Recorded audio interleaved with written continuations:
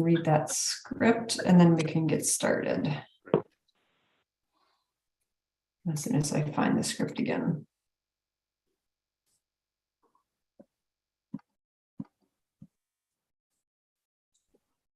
This meeting is being recorded. This meeting is being conducted utilizing teleconferencing and electronic means consistent with the state of California executive orders regarding the COVID-19 pandemic. Zoom is being utilized for the meeting, as well as YouTube in case of technical issues. And I will note this does include potential power outage given the storms going on right now. The meetings will be uploaded to the city website as soon as possible after the meeting. If we do have power outage that impacts folks within this meeting, we will continue the meeting to the next regular Planning Commission meeting in 2 weeks' time. But hopefully that won't happen. We will be conducting today's meeting in the virtual setting using Zoom. Planning commissioners and staff are participating from remote locations, practicing appropriate social distancing. Members of the public may view and listen to the meeting by use of Zoom, as noted on the city's website and on the agenda. Members of the public wishing to speak to the Planning Commission may do so during public comment or may comment on agenda items during the discussion of each item and must be logged into the Zoom format. YouTube is a viewing only format. Anyone using abusive, vulgar, offensive, threatening, or harassing language, personal attacks of any kind, or offensive terms that target specific individuals or groups will be muted and removed from the meeting. Please do not abuse this new way to provide public comment. And with that, I will hand the meeting over to the chair. Okay, thank you, Carrie. I'd like to officially open this meeting of the Sebastopol Planning Commission for Tuesday, January 10th, 2023, and ask for a roll call, please. Okay, Commissioner Kelly. Here. Commissioner Burns. Here. Commissioner Ottinger. Here. Vice Chair Fritz. Here. And Chair Fernandez. Here. Thank you. All right, we have a full commission this evening. Okay, we're on item number 2, comments from the public on items that are not on the agenda. So this is for public comments for items that are not listed in tonight's agenda. If you have comments for something that is on the agenda, you will be given an opportunity at a later time. And so if you'd like to make a public comment, you can raise your hand virtually or in real life with your video showing, or you can note so in the chat, and that'll apply to any time we have public comment tonight. While I look through the gallery to see if we have any public comment for items not on the agenda, I do not see any, and we've not received any other than for the items tonight via email either, Chair. Okay, so go ahead and close the that section. And item number 3, statements of conflict of interest from any of the commissioners. Okay, don't see anyone there. And let's see, approval of minutes. Do we have minutes? Let's see. We do not have any minutes this meeting. Yeah, okay. So I thought, okay. So then we'll go on to item 5A for 2021-035, Christy Laborda, Harris Conditioner Use Permit. Thank you, Chair Fernandez. I'll give the staff report for this item. So the application is for a use permit to allow for a cafe and beverage prefab container at the St. Stephen's Episcopal Church at 500 Robinson Road. The proposed cafe container will be a 360-foot prefabricated commercial kitchen along with a 160-square-foot prefabricated beverage container. For the beverage container, the applicant will also be applying for a Type 51 ABC alcohol license, which is classified under a club license, and that allows the applicant to serve beer and wine on site, but is only for members and guests and minors would be allowed to be present. The applicant has also been working on providing sound attenuation along the northern property line with natural hedgerows, which help with privacy and sound Because this is kind of a unusual use within a neighborhood, I did want to make that aware of that and is working on trying to screen that use as much as possible. Moving on, the proposed hours of operation are requested from 7 a.m. to 10 p.m. daily. And given that the site is zoned residential, staff is recommending the commission look at some limitations on the hours, and those limitations are noted within the staff report.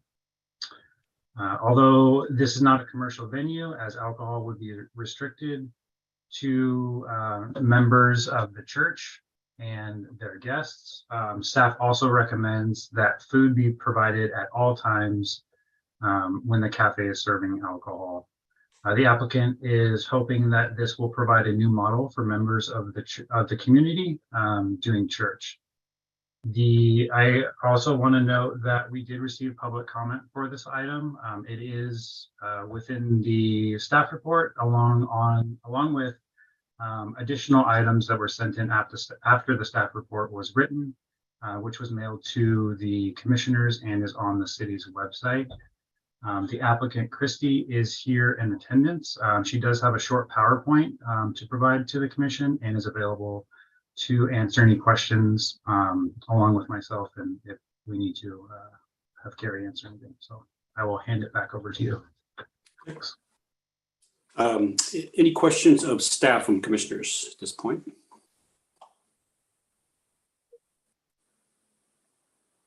Okay. I don't see any hands raised, and Linda, I'm assuming you don't have a question either. So I will defer them to Christy. If you'd like to go ahead and make your presentation. Thank you. Good evening. We are really excited to be at this point in this process and have you all reviewing our application. I just want to say a few things. St. Stephen's, if you're not familiar with our property, we are on 4 acres on Robinson Road, kind of at the edge of the city. And we have a long history of welcoming the community onto the property. We have an outdoor labyrinth. We have an outdoor worship space that is in high demand, especially during the pandemic. We welcomed Burbank Heights residents down during the pandemic when they were not allowed to meet in person and have exercise classes outside. We welcomed one of the local preschools onto the property when they didn't have access to their facility during the pandemic. We have our food pantry that provides food to our community 4 days a week. It's an inter-church food pantry with other churches in the town. And we currently are the site for mini music, toddler music classes. So we have about 100 families coming onto the property per week with small children and an adult. A few years back, we opened up the fence along our Robinson Road property to put in a gate because we realized that our neighbors were skirting around the edge of our split rail fence to get onto the property when they walked their dogs.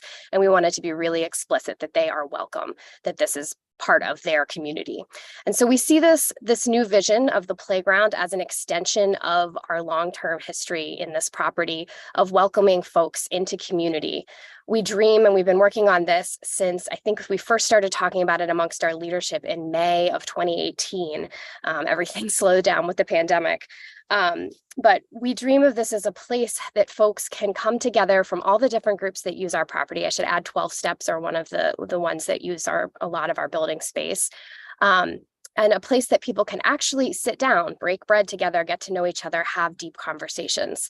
We believe that folks don't have to be on the same spiritual journey in order to journey together, that we can help each other along that journey and we can learn from each other in our diversity. So this is part of what really excites us, that I can be a practicing Christian and sit at the table with someone else and learn about what their practices are and what they're up to and walk with them. And the space we particularly designed, we want it to be an intergenerational gathering space, but we particularly designed it to welcome families of young children because young children can be a bit hard to take out into other places in our community and in society in general. And so having a play area there, it allows for especially their parents to be able to connect with others and form relationships at a time in life that it's particularly important to have community. Let's see, let me show you. I'll start to share the slideshow. Hang on one second.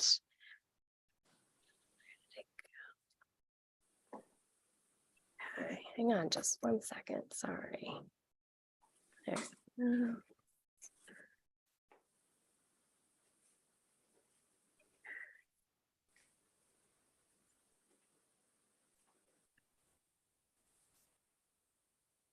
There it is.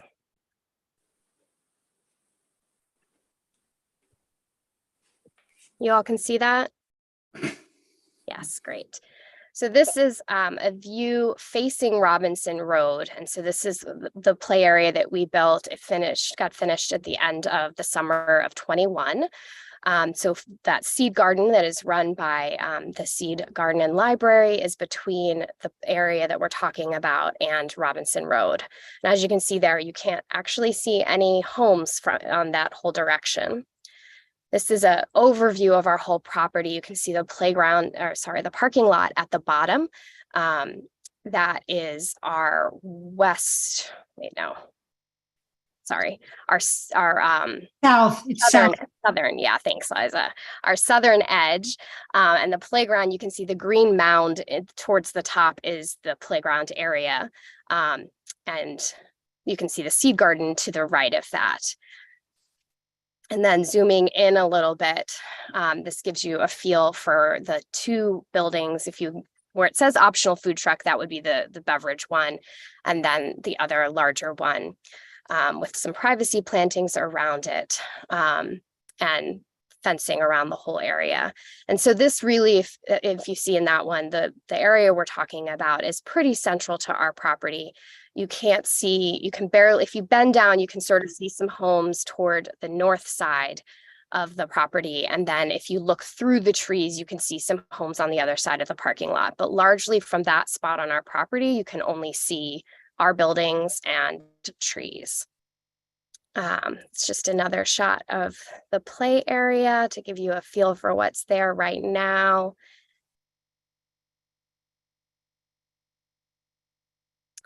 This is just information. We received a grant from the United Thank Offering, which is an Episcopal foundation, part of the Episcopal Church, that makes this container kitchen possible for us to do, and just shows the support of the larger church. There's a large movement within the Episcopal Church to really think about how we do church and not to be tied to the specific Sunday worship that we have seen for so long, but to be dreaming about how we can be community together in different ways.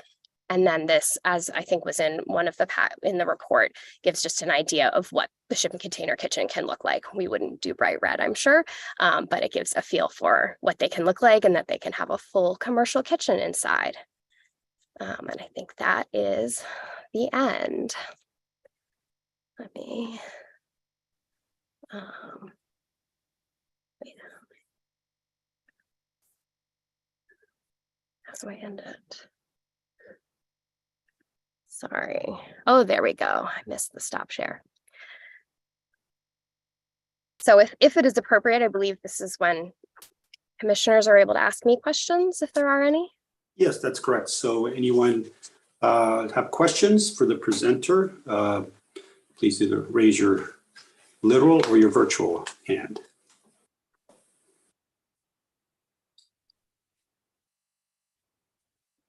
I don't see anyone.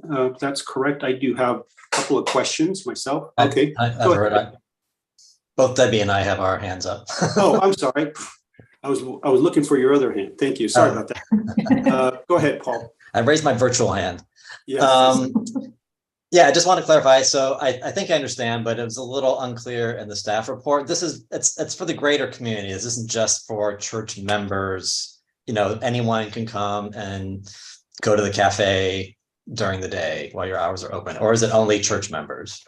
It is only church members. Anyone is welcome to join the church. We will have on the website for the playground the membership guidelines for how one can become a member, but it will be a membership license. Okay. Guests will also be welcome, but they have to be guests of a member. Our hope is to make it accessible to people, as church always is, but we will be functioning that it is not a commercial cafe. Okay. Folks be members, yeah. Okay. That's my only question. Thank you. Thank you. Thank you. Debbie? I had the same question along with a couple of others, so let me add on to that as well. You had mentioned in the beginning of your presentation that you welcome 12 steps and taught all these other organizations. So they are not members of the church, I'm assuming, and will the cafe be available to them? Because I had thought you said in the beginning of the presentation your concept was to welcome all different people to have different views. So how is that diversity obtained if it's only church members? And it's just a question. I don't care. I just was trying to clarify what you had said and how that married together. Yeah. Our plan and hope at this point is we view the church community as everyone who uses the property. I wouldn't say that I don't want to force membership title on anyone because it is such a diverse crew, but in the same way that we are happy to have all of these disparate groups on the property, we view them as part of the membership. And there's actually in the church, sometimes there's a bullseye diagram used, and you've got folks who are kind of the most involved at the center and these like outgoing circles. And we're encouraged to view everyone in those, even the folks walking the dog on the property, as a part of that community, because there is that buy-in. There's neighbors that have lived there longer than I've been alive, and they feel that connection to the property and to the church. And so we would consider them as part of the church community that has access to this. And we would ask to collect contact information and such so that we could keep a membership role for folks that want to have access to that. Great. And then I had one other question. The only other reference that I have of a church that has done something like this is, I believe it's in Ukiah. There's the Buddhist temple that has that amazing restaurant in it, which is open to the public. Again, it's in a residential area. One of my thoughts was, and I think you clarified a lot speaking about how many different organizations you have coming in and out of the church because you've graciously welcomed them onto your property. But what about 10 o'clock at night as far as the closing time for the cafe? That was maybe a bit of a concern for some of the neighbors, and wondering, with it being children friendly and kind of your concept, how you see that would affect you if it wasn't until 10 o'clock at night, and why you chose 10 o'clock at night. Yeah, absolutely. My understanding is that the days and hours that you hopefully approve this evening, we can't go outside them without coming back for an additional conditional use permit. And so I went a lot more days and hours than what we would plan to actually do, so that if we were to have a special event that went until 9:30 and we were cleaning up till 10, we would not be breaking the permit. But the real anticipation, I would think, is like maybe in the summer to have a couple evenings that end by 9, and there's still cleaning up happening after that. But I would not anticipate it being open on a regular basis till 10. That is too late. But that we would not want to rule out the possibility of having an event that goes a little later than, say, 9 on an occasional basis, if that makes sense. Oh, it makes absolute sense. It is smart. You do have to come. Yeah, that's very true. And then how are you staffing the restaurant through your church, or is that going to be, regular? Do you have that figured into your plan, or? Yeah, so our hope is to lease out the kitchen to a chef so that we would not really have our hand on the food. We would hopefully build a great relationship that we could work together, and, and I would see that even changing who that is over time. But we don't want to be directly involved in the food, ideally. And then the beverage portion, we would hire staff. We'd figure out kind of the startup number of days that make the most sense, and hours, and the staffing needed for those different times. So, I think there's the possibility of church members being involved. And I know there's folks who are interested in volunteering, and there's folks amongst us who've already done some of the alcohol training work for events that we've had. But we are looking at a paid staff, not a volunteer staff. Great. Thank you so much. And thank you for your presentation. It was fabulous. Appreciate it. Okay. Any other questions? Everett, Yes, go ahead. Everett, Linda here. Yes. Hi. Yeah, go ahead, Linda. For Debbie Burns, just real quick, the Buddhist temple up in Ukiah, do they serve alcohol? Would you happen to know? They do not serve alcohol. Okay. My main concerns is, or questions is that this sounds a little more than just a member-only project, and who's going to be monitoring, that folks say, oh yeah, I'm part of the community, but do they have to show a membership or a membership application that has been filled out? It seems a little too open, even though I think it's the food service sounds wonderful. And I wish I had a church growing up that was, I know you're also an inclusive, welcoming community. And I have to say, I appreciate that. And I sure wish I could have had a little wine, except for the communion. But I'm still just not real clear how the alcohol control part of this is going to be maintained, and that folks aren't just going to come in and they know there's alcohol being served and it's another place to buy alcohol. That's my first question. Do you mind answering that? No, not at all. Thank you. There will be an application form, as I mentioned. The folks, we will have to have everyone's contact info, and then I think either we would have cards or we would have folks sign in. One or the other. We need to have a proof that they are a member, and then we've also said that we would limit folks to 3 drinks, and so we would have a system. The one we anticipate at this point is just writing down names and keeping track when folks are there. But there will be a cap on how much alcohol is consumed in any one visit. But yes, also folks, in order to be at the cafe, do need to show that they are members. We're trying to really walk this fine line of being welcoming in the tradition of the church, but also respecting that this needs to be a club license and is not open to the general public. That the public is welcome to become a member, to become part of this community. We are not setting high hurdles for that, because we want to be in that community together, and we need to be clear that it's not open to the public. Okay, that sounds great. Do you have an indoor area for folks in bad weather? We do not. This is an outdoor endeavor. We have indoor bathrooms, obviously. I dream of being able to tent portions of it, potentially, the way so many of our establishments have begun tenting outdoor picnic tables and such. As a parent of young children, if there were a tented play area that we could go to when it's raining, it would be amazing. So I don't know for sure that we'll be able to do that, but that is a hope. Okay, I'm going to keep going with my questions. You said you had bathrooms inside, and you must obviously feel it will be sufficient. How about recycling and trash?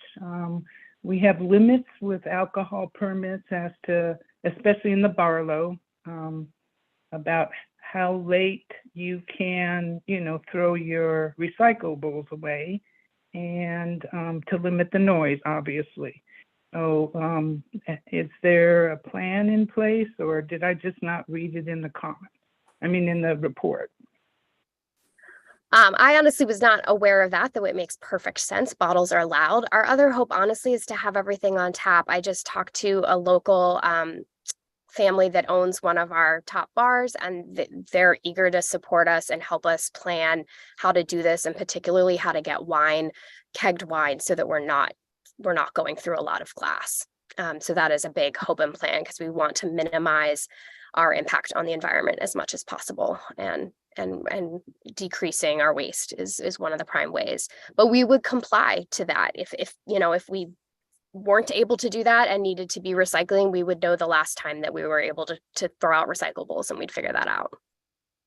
I'm trying to remember, John or Carrie, is it 9 p.m. for,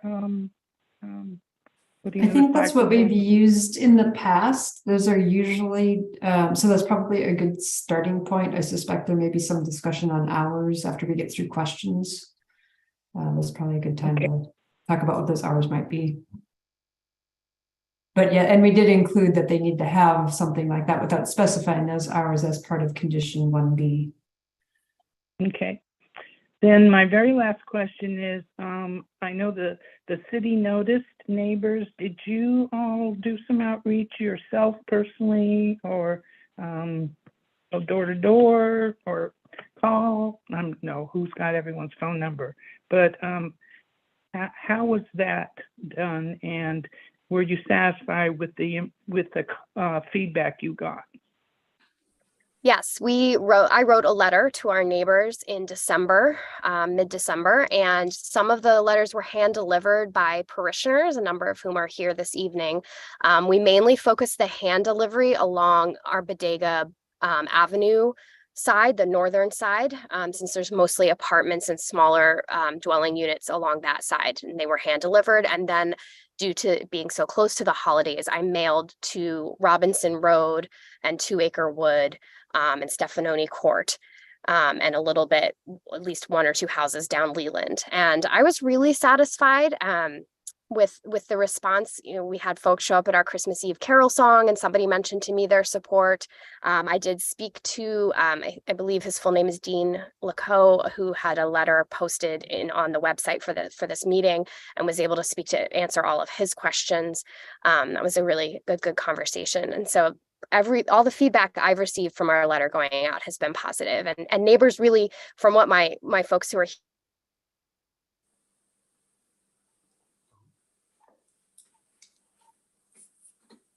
Is that Christy, or is that the rest of us?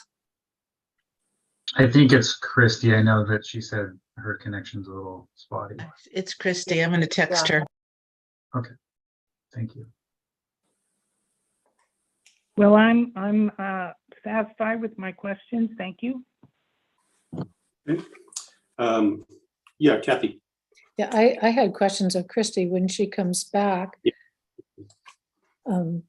For the others, I was saying though that thinking that this was an ideal sort of pocket park for the neighborhood that had that one element of food and drink that is so nice when neighbors want to walk down the street and stop someplace. But I think I do understand how on your private property you would need to know who the people are and ask them to register to use that facility so that you have some control and some protection should they fall or do the unusual, that you know who they are and who is there. I understand that. And we do have Christy back now. Christy is Oh, back. Christy back. Christy Okay. is back. Yeah. Yeah, Christy, I was just saying that I like the concept of this pocket park within a neighborhood that people can walk to easily, but I do understand how you would want to register them and give them a card or something so that you know who they are on your private property at all times. And I was wondering how that was going to work because it's not really a public street and people can't just walk in the door. So you've really answered that question for me. But I do think it would be a great way for people in your neighborhood to have a nice place to go and sit and get some food and walk there easily if they're close by. There aren't a lot of restaurants right in that neighborhood area. So a little farther for people to walk, particularly some of the seniors nearby. So as long as they aren't causing problems, you wouldn't have any problem registering them as your members? Absolutely not. Absolutely not. No, that is the hope, is really to form broader community, and to encourage folks. I mean, part of it is hoping that organically, if somebody wants to read a book with other people, they'll put it on the calendar at the playground, and we'll form cohorts and smaller groups within this larger community. I've talked to a lot of parishioners as they go into retirement who could use a group to sit and chat with about what it's like to make that transition. So yes, we hope that will be the case, and that yes, they'll join and they'll show some sort of card. Yeah, thank you. That helps me understand what your plan is for the use of the site. I also was wondering, though, that my feeling is that if anyone is serving alcohol, there should be some food available. And while you don't need it for that license, is it your intent to have something available with some protein or carb that people can eat? Absolutely. The vision for this came from the fact that the sweet time for my family to leave the house is, the 4 o'clock to 7 o'clock window where we feed our kids and ourselves something, and we can have a drink, have a beer, have a glass of wine, but we're eating dinner.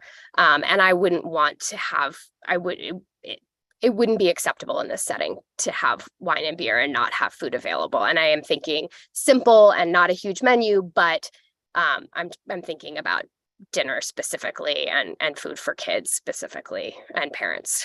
So yes. Okay, my other question was about one suggestion from our planners is that we use the noise ordinance hours, which was 8 to 10 on weekdays and 9 to 10 on Saturdays and 9 to 7 on Sundays. If we adopted that plan or required that, would that work for you, knowing that I suppose you could get an exception on occasion? I'm only guessing that staff can tell me whether that would work for your plan. If we Sorry, adopted that. I did see that, but I didn't, let me digest those numbers. It was 8 to 10 on weekdays, 9 to 10 Saturdays. And what was Sunday? 9 to 7. 9 to 7. I think Sunday would be the most difficult one, though. That's what I was thinking too. Yeah, because it can be treated sort of as a weekend night, especially say there's a Monday off or something, or it's summertime and kids aren't in school. But I would say in terms of weekdays, yes, definitely. Saturday, I could see people wanting to be there a little earlier than 9 a.m. with coffee, but I also think that that's, if that is the way that it goes, that's just fine. But the 7 p.m. on Sunday would probably, especially in the summertime, would be the hardest one. Yeah, that's what I was thinking. And noise is intended to stop the noise. It doesn't mean that you can't keep cleaning up and doing things, but maybe not serving food after that. Right. Time. I mean, for noise, but I could see extending it to 10 on Sundays if you have special events that don't include noise. So thank you. Those are all the questions I have. I'll get my little hand down. Thank you. Great. Thank you, Kathy. And I have a couple questions. So I had some of the same comments regarding the hours. And, I always think it's a good idea to, when presenter is asking for hours, to maybe have them be maybe even a little later than they might need, because that way they don't have to come back. They can use the time as they want. I would, my recommendation would be just to keep it a little simpler, is make it 8 to 10 Monday through Saturday. And I mean, because you're serving coffee and that type of thing, I don't see any reason why you couldn't do it early. I mean, it's, some people sitting there and having coffee is not the same as, sitting around having wine in the evenings and so forth. So if you think that would be helpful to have that, whether or not you use those hours, that's up to you, but at least you would have that as an option. And then rather than having people realize, hey, we'd like to be earlier, now you have to come back to a commission meeting to make that happen. And so I'm kind of thinking, leave it either 8 to 10 or 7 to 10 for all 7 days. If that's, I don't know what the other commissioners are thinking on that, but that was kind of my thinking on it. And regarding the liquor license, I know that for the type 51 as club, there's probably certain requirements that you need to meet with ABC, along with, the questions that we're asking of you. And, I had some of the similar questions regarding membership. And I think it probably would be a good idea to identify, I know you mentioned that on the website, you mentioned something about what someone would have to do or how they can become a membership. But I think that might be a good idea also just to post it so people know and, follow that procedure, whatever that happens to be, so that, and I'm sure, again, that ABC probably, asks you to do that same type of thing. And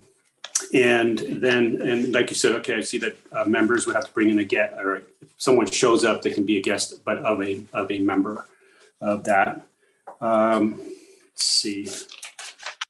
And I think that one of the suggestions was, I'm glad that you mentioned the food that you're willing to serve, because I think one of the requirements I'm leaning towards the recommendation is to requiring, even though the type 51 license does not require it, but to require that as one of the stipulations, and just wanted to make sure you were okay with that part of it. Okay. And let's see. Oh, and then just wondering if encourage you to use and hopefully local wines and beers and vendors, farmers. So anything that you can do local, I know that it's something you probably would be doing, trying to build community. We have stipulated that from other licenses, but we want to put that as a requirement, but just more as a recommendation for that to always support the community. And Chair Fritz, I want to make sure we get to public comment before we get into deliberation. So yep. I just said the question. Okay, I think those are all the questions that I had. So thank you. I appreciate your presentation, and there may be some other questions that come up after public comment and so forth. So at this point, I'd like to go ahead and open it up for public comment, and Carrie will identify those. Everett, sorry to interrupt, but Associate Planner John Jay has his hand raised. Do you want to go to him before we go to public comment? I can't see those yellow hands on my screen for some reason. They're very light. Yeah, I just wanted to mention that within the hours of operation, we can add in those conditions of approval, up to 8 or 9 p.m. with 2 events per month that can go to that 9 or 10 o'clock hour, if that's something that you guys want to discuss further in the deliberation tonight. As it relates to, I know that hours of operation are kind of a big subject tonight. So okay, yeah, and I appreciate that information. And then some of the information I was bringing up seemed to be more like comments, but I wanted to bring that up because during public comment it may be pertinent, so some people to know that. So okay, so if you have a public comment, go ahead and raise your virtual or the virtual hand or a real hand. Excellent. And I see someone with a virtual and so I see 3 speakers so far. I'll take them in order on my screen. The first is, and I'll ask you if you can see the timer and to unmute yourself. We'll start with David, and Allison is the name. Hi, yeah, this is David. I'm here with Al, my partner, and along with our kiddo, we live across the street actually from the church, and are regular frequent members or frequent visitors of the church community, the playground. My kid and I are always playing over there. Yeah, the church is just a great community member, a great neighbor. The property is a real treasure in the neighborhood, and we're fully supportive of the project. Great, thank you. Do you have Thank anything? you. Yep. That's it. Thank you. Thank you all the commissioners for your consideration of this. Excellent. Next up, we have Portia Sanote. I apologize if I'm pronouncing your last name incorrectly. Portia, can you see the timer? No, but I'm not going to say much, so it's okay. All right.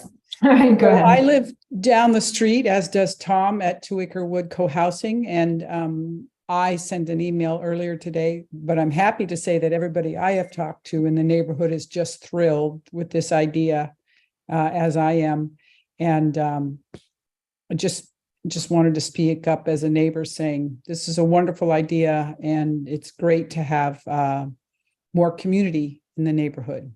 Thank you. Thank you, Portia. The next speaker we have is Tom Kuhn. Tom, can you see the timer? Yes, I can. All right. So yeah, I'm I'm pretty much echoing what Portia just said. I think this is a wonderful idea. I really support it. As Portia mentioned, I live at Two Acre Wood, just down the street. We walk our dog there just about every day. I know I had him there today, and it's just quite a wonderful thing to have in the neighborhood. And I'm really looking forward to having this further enhancement to in plans that that the church is talking about. And yeah, I just want to support it and welcome them in this work. Thank you. Thank you, Tom. Oh, sorry. One more thing, if I can. I'm also sorry. I'm also really confident that that the church will be able to manage this. That if things get weird somehow because of alcohol or whatever, that they'll be able to manage this either through controlling the membership or whatever it takes. I'm just really confident and I'm not at all concerned about those sort of things. So that's it. Thanks. Thank you, Tom. The next speaker we have is Liza Weaver-Brickley. Hi, I am a member of the church, so I'm speaking from that point of view. And first of all, I just want to say that this land has provided so much with the labyrinth and the outdoor sacred space and the seed garden and the playground and the food forest. We have developed a food forest through Occidental Arts and Ecology has helped us with that. And so that's been a beautiful process. This whole land is very much a part. So many groups are coming together to make this land incredible. The one thing I do want to say is just in terms of timing that right now the sun does set at 5 o'clock, but in the summer, the sun does set at 8:30. So just if you're thinking of times, maybe you might think more seasonally rather than across the whole year. So I just want to mention that, some of the best times to be on the land is in the summer, might be between 7 and 9. It might be just that period of time that people really do want to gather with their families. And the last thing I want to say is right now, people go down to the Barlow and they if they're going to have a beer, they hang out with their children in a parking lot. And I just want to say that to be with your family in nature, with a playground, with a seed garden, with a labyrinth, we've had so many events on our property where and for this part, we'll be right around the playground, but to be in nature and to also be with your family and to have a bite to eat. And if you like a beer is just it's a new concept and is something that our church is involved in. So I just wanted to say that too. Thank you, Liza.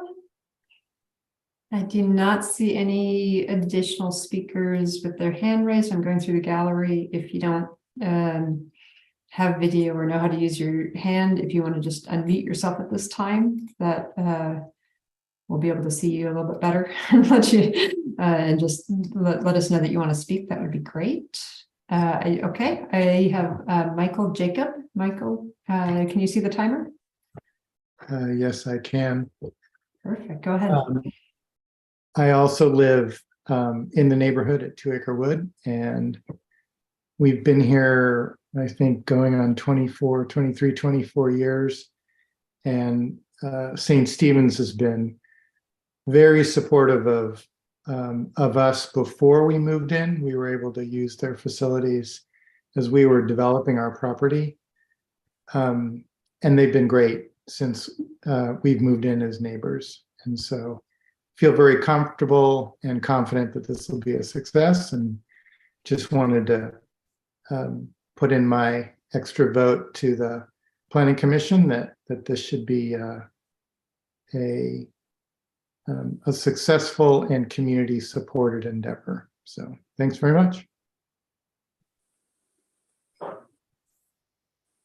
Thank you, Michael.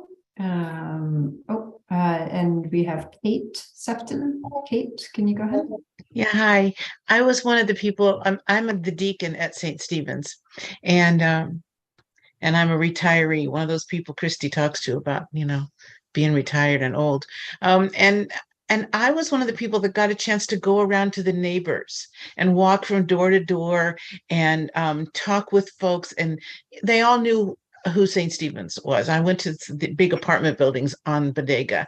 Everybody knew where we were and who we were. Everybody said, oh yes, I've used, this, or I walk my dog, or I go to the labyrinth, or I sit in whatever I've been. I was ready for concerns. You know, I practiced. I have nothing. All I heard was, "What a great idea!" Oh, I'm not worried about, you know, extraneous noise. I really like it when I can overhear the outdoor concerts in the summer. So just so you know, that was even though I was ready, we got just such acknowledgement that St. Stephen's is already part of these people's lives, and acknowledgement that they're ready to come on over and buy a burrito or whatever when it opens up. So that's all. Thank you, Kate. And next we have Marty Roberts. Marty, can you see the timer? Yes, I also live at 2 Acre Wood on Robinson Road, and I just want to add the support that my neighbors have already given, that I think this is a wonderful idea. St. Stephen's has been such a fabulous neighbor, and they provide such a beautiful space for the whole neighborhood. And I love the idea of being able to just wander over for a sandwich or a beer or whatever. I think it's a great idea. So thank you, St. Stephen's.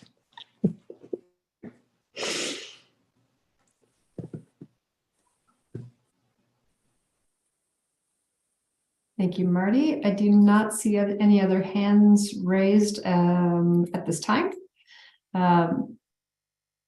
While I look through the gallery, I'll just note that we did receive some public comments that were sent on to the Planning Commission, and a couple that were included with the packet when it was released as well. Those have been, if you're watching out there, those comments are posted on the website and have been emailed to the commissioners. Okay, I don't see anyone else. Okay, thank you. And thank you for the public for your comments. And I will go ahead and close public comment at this point. I'll bring it back to the commissioner for any follow-up questions or discussion or motions.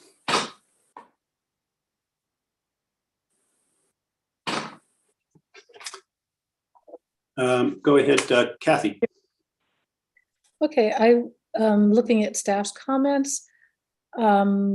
I kind of agree with them that there should be no alcohol before 10 a.m., but I'm not really firm on that. And I do think the noise ordinance should apply according to the hours that we normally set. So if that's the case, I'm okay with events and food and service going on until 10 o'clock. So I'm, feeling okay with that as long as the noise ordinance does apply for noise. And my personal preference is that there's always food when alcohol is served, but I can leave that up to them because I'm sure they'll have to deal with it if they don't have food available. I mean, they wouldn't want to be in that situation, I think, and I trust them not to want to be there.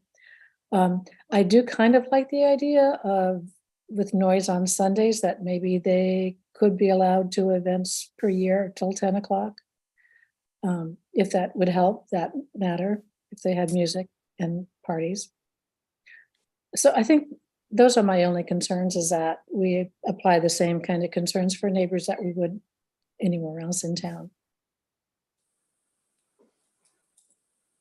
Yeah, and Kathy, I will note in terms of the commission, this is a little bit unusual since it's a church and a use permit. We actually, Christy and I have had several conversations about this, as well as with our past police chief as well. They had actually originally come in with the thought that, could it just be open retail like a restaurant? However, that is not allowed in this zone.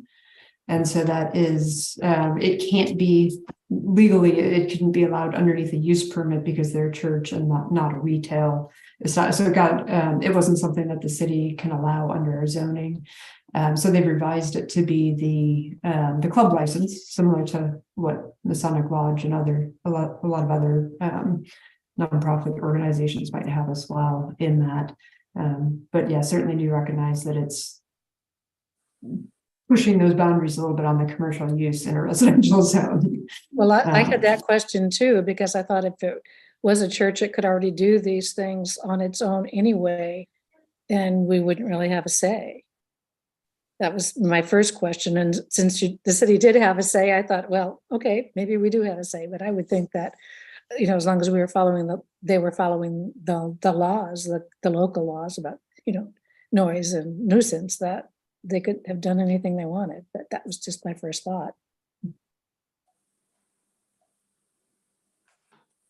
Yeah, and it's actually because it's outside of what their original use permit would be for. So that goes back to, Okay. well, the original did not include this pretty large outdoor use kind of a thing. So Yeah, because they already and it also allows for the kind of community participation and input we've seen, because as staff, we had some of the same concerns that I think Liza or Kate mentioned that as they were going around, that neighbors might have concerns. So yeah, okay.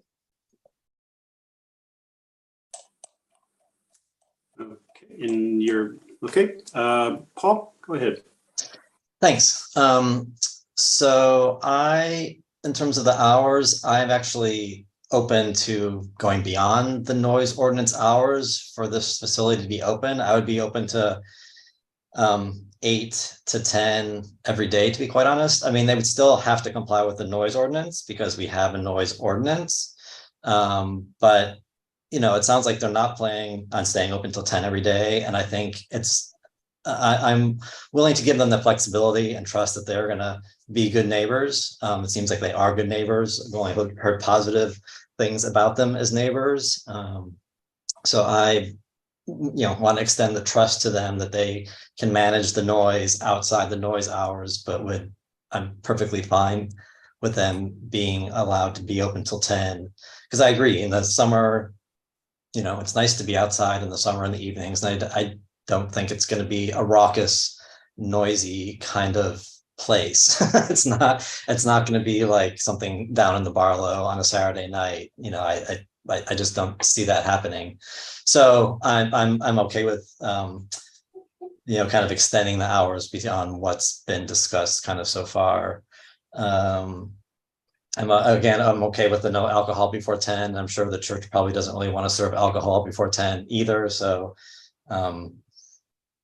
yeah, I'm okay with that. I mean, to be honest, I think this is a great idea. As we've heard from the neighbors, I wish every neighborhood had the opportunity to have something like this, because I really see as being a community building kind of place. And I always enjoy, walking around that church property myself. And I feel like I always see something new every time I'm there. And I think it's a great community resource. And yeah, I wish we had more people bringing these kinds of projects forward to us. So I wish you guys luck with it. Thank you, Paul. And Linda Kelly, I think you had some comments or questions. Love the idea. Can't wait to go myself. I agree with Commissioner Fritz around extending the hours.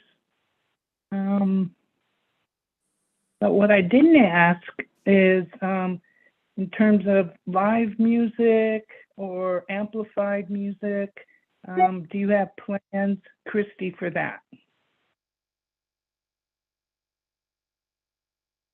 My focus is that people can talk to each other, and I sometimes find that music can make that difficult. That said, there have been folks that are excited about the idea of being able to bring, have parishioners, folks involved, be able to provide music at times. We do have speakers installed on our outdoor sacred space so that we can microphone ourselves when we have worship outdoors. I think we would definitely, if there were anything amplified, it would have to abide by the noise ordinance hours. But I am not, and I could imagine special events that were focused around music, but it wouldn't be I don't think that would be a daily part of the life of this. This is much more of something low key, some background music, but where it's easy for me to sit across a picnic table and hear you talk and be able to have a good conversation. No Rolling Stones concerts, even though I would love that go to one. No Aerosmith cover band, sorry. Yeah, and also requiring some kind of food all the time that you're serving alcohol. I think it's a very, very important thing. I'm supporting that as well. And good luck to you all. I have to admit, I didn't know much about Episcopalians, nor how the church itself is dealing with being an inclusive, welcoming communities as well. I think it's great work. I remember when the community church did that work, and I appreciate that very much. It's a lot of work in the past years. I think community church, they went through becoming a welcoming community. It took them over a year. They just really nowadays, because it's legal to be gay or alternative families or anything racial, all of the other isms. I want to say that I really much appreciated reading that. I come from a family of Southern Baptists, and they were and still continue to alienate many folks. So I just want to say you're doing a good job, and if this helps to even expand love more, go for it. So thanks a lot, Christy, and your gang and the neighbors. Thank you, Commissioner. Thank you, Linda. Debbie. I am so excited about this project, and I really want to thank you for, envisioning this and bringing this to the community. I think if all communities had things like this that brought people together, it'd make a big difference. So I mirror some of the very thoughts that my fellow commissioners have said about timing, alcohol, and all of that. I still am a little bit confused just because I can see a lot of people wanting to come.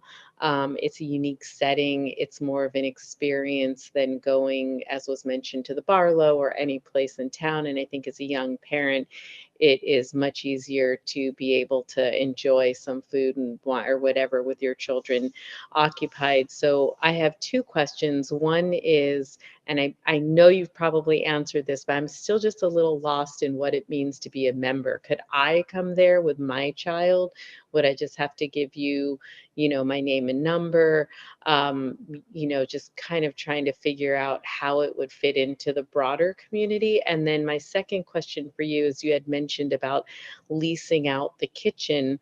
So we also talked about, there was a little bit about events and cleanup. So would the chef that you're renting or leasing out the kitchen, are they going to be responsible for all of the, bussing, table cleaning, keeping the area maintained? Is that something the church is going to do? Just so we have a little bit of an idea of how the church plans to make sure, running a restaurant or a business outside is very different with the type of coordination it takes for cleaning and that type of a thing. I'm imagining that the church staff, the hired staff that are staffing the beverage portion, would be responsible for the overall area. That the chef would be staffing whatever they need to be producing food at the rate that they need to produce it, but that they would not be staffing the overall area. Okay. Yeah. And then in terms of the membership, it would be,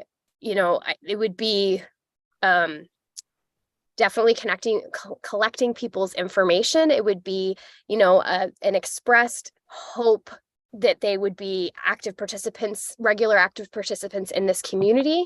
And then the piece that, as church members, we also commit currently to supporting the church financially at whatever degree we are able. So there would probably be setting some kind of recommended due level and expressing that if that is a hurdle or an issue for anyone, that it should not bar them from participation. So the basic expectations of being part of the community would be that, but we would say it a little more concisely and post it. And I like the idea of having it visible at the location as well. Thank you so much. Okay. I had a couple comments. I just wondered if any commissioners had any further. Okay. Well, yes. Everett, Yeah, go ahead. okay, Linda Kelly here again. Just wanted to get in again to standardize the recycling or the garbage. That's noisy, and I don't know, at the bottle, I remember it being 9 p.m., but I don't remember if they're opening early in the morning. I think, especially on a Sunday morning, and you're now hearing bottles at least initially, and other things going into recycling, that I'm still hoping that we can come up with an agreement that will work for that. And so Linda, on that note, yes, you're correct. Normally we don't have morning hours. I'm not sure what the coffee service kind of in the morning would be. If what I've heard is a couple of commissioners at least say no alcohol before 10 a.m. They agreed with that staff's recommendation on that. In the downtown areas or commercial areas, I believe we have a 9 p.m. limit for the bottle dumping. And that's for reference. Those are commercial zones. So, but oftentimes, as you know, many of our commercial zones back up right to residential. So it's not a bad metric for that one.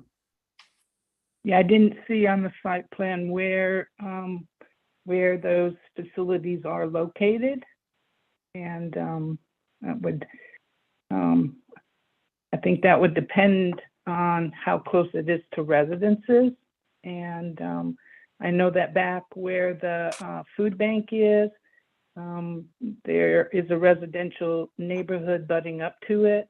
And I don't know if there have been complaints or how that agreement has been made, so not to disturb the neighbors during off hours. So just wanting to set it back to the commission as to what you think is appropriate. I think the 10 to 9 is fine. Okay. My comments, as far as the hours, I think just to make it simple, and as I mentioned, since they're doing, coffee, that kind of thing, I'd recommend a 7 to 10, whether or not they, decide to open that early or not. We, oftentimes when we have these types of requests, everyone's always concerned appropriately about noise and so forth.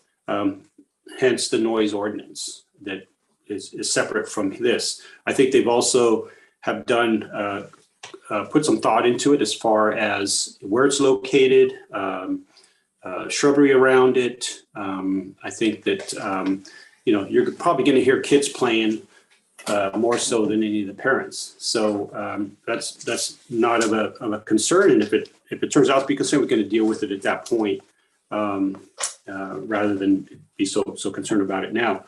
I definitely would support the requirement for food. I think that's an important item, and I think it should be on there.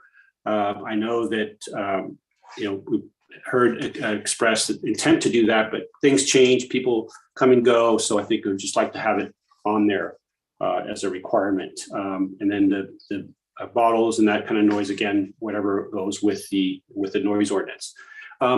There's a technical question, Carrie. So when we are considering alcohol permits and so forth, and I'm looking on page 4, and page 4, let's see, would be page 4, item C.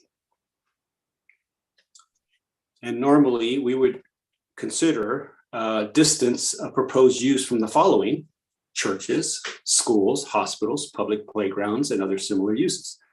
So this is very next to it. So do we address that? Do we just ignore it? I'm not sure exactly. I think in this case, because it's not a commercial endeavor, it is a club, and therefore it's controlled by the church. Okay. That changes that requirement. Usually it's are you going to have a bar right next to a high school or something like that? That's the concern. And maybe since if that's in there, perhaps there should be something to address that. It's part of our approval and that it's a private, because somebody, come back and say, hey, how can you approve this if it's a church or playground and so forth, and may not have that understanding of it. That's, just a suggestion from that standpoint. Right. So Everett, would you like us to add something to the finding that says, although this is on a church site, it's a club license, not a retail license? Yes. Yeah. Okay. And next to the playground thing. Yeah. It's okay. If the other commissioners are okay with it on there. I also wanted to comment how thrilled I am about this concept. And I really appreciate the fact that there's that property that could have been fenced out and, people walking around it, but just the idea and the concept that you could walk through there and it's welcoming, the neighborhood supports it. I think it's great. I echo Commissioner Fritz's comments of we need more of these things. I think it'll bring people together. I don't believe that in this instance, for example, if there was a concern about club competition for other establishments, I think it's just a type of thing that either someone would go there or wouldn't go out at all. It's not like, hey, we're going to, instead of, because if they have kids with the playgrounds and so forth, I think that's great. I would encourage you. I think it'd be fantastic to have a playground with tent covering. That would be, parents would love that on rainy days when they just want to get out and have the kids, use up their energy. But and then I appreciate the reaching out and what you're trying to do. And I think changing with the times is wonderful. I would just encourage you, just put in my plug along with reach out community, to not forget about ethnic community members, and perhaps try to somehow have an event or something that may encourage that, because it really isn't much around things. You don't see many people of other ethnic diversity, especially Latinos, that used to be in Sebastopol quite a bit because of just the expense and what's happened. So I think that might be a unique opportunity for that, where it's not being offered right now. And I think that's what I have. I'd like to go ahead and make a motion for approval for this.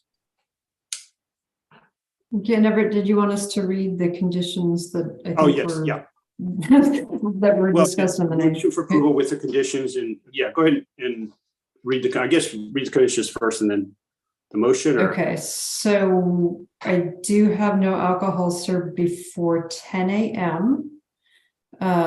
The hours, I heard 8 to 10 and I heard 7 to 10. So I think that's a clarification. However you want to make that motion, Chair. Yeah. I do know that we have a condition that the alcohol, the number of drinks per person will be limited. And I know Christy said that would be 3. I think that would be helpful to put into the conditions. I know Commission didn't include that, but that would, if that's possible. Posting the membership and guest rules on the site, and that food shall be served at all times that alcohol is served. And then no bottle dumping outside of the hours of 10 a.m. to 9 p.m. Okay. And you mentioned food, right? Yep. Yep. Okay. So my motion would be 7 to 10 hours operation, 7 o'clock, 10 o'clock. I don't know about the limits of drinks. I mean, 3 drinks. I mean, I think that's more of the church to decide, because if we put 3 and it's like, okay, does that mean 3 in the day, 3 within how many hours? I think it's not really us to determine that, because I think they can best determine about that, and they're already kind of have thought about that without being a requirement. So my motion would be 7 to 10 would be the food requirement, and the other items that were mentioned. Okay. I'll So second the bottle that. dumping and the membership rules posted. Correct. Yeah. Okay. And I will second that motion. Okay. So we have, okay, so discussion on the motion, commissioners. And Sheriff Fritz, I'm actually just going to share my screen real quick for the findings thing, which we discussed.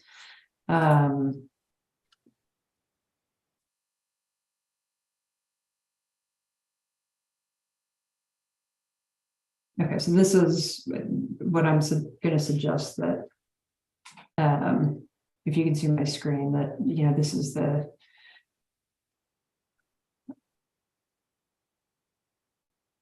it's there's undue concentration, health, safety, welfare of the residents. This is being met as the alcohol use permit will be limited as a club license, but the church is the holder of the alcohol permit. Yeah, I would maybe add to that with the ABC Type 51 club license. Just so it's clear. Perfect. Okay. Great. Okay. All right, so I don't hear any other discussion. The motion second. Go ahead and call for the roll, please. Okay, we'll start with Commissioner Ottinger, Yes. Commissioner Burns, Yes. Commissioner Kelly, Yes. Vice Chair Fritz, Aye. and Chair Fernandez. Aye.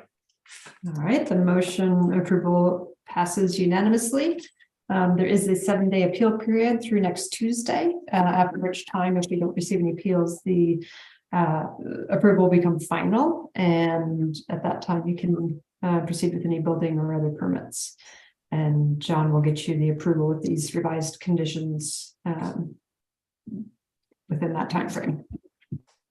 Okay. Thank you, Christy, and everyone else. Appreciate you taking the time and this. We wish you best of luck.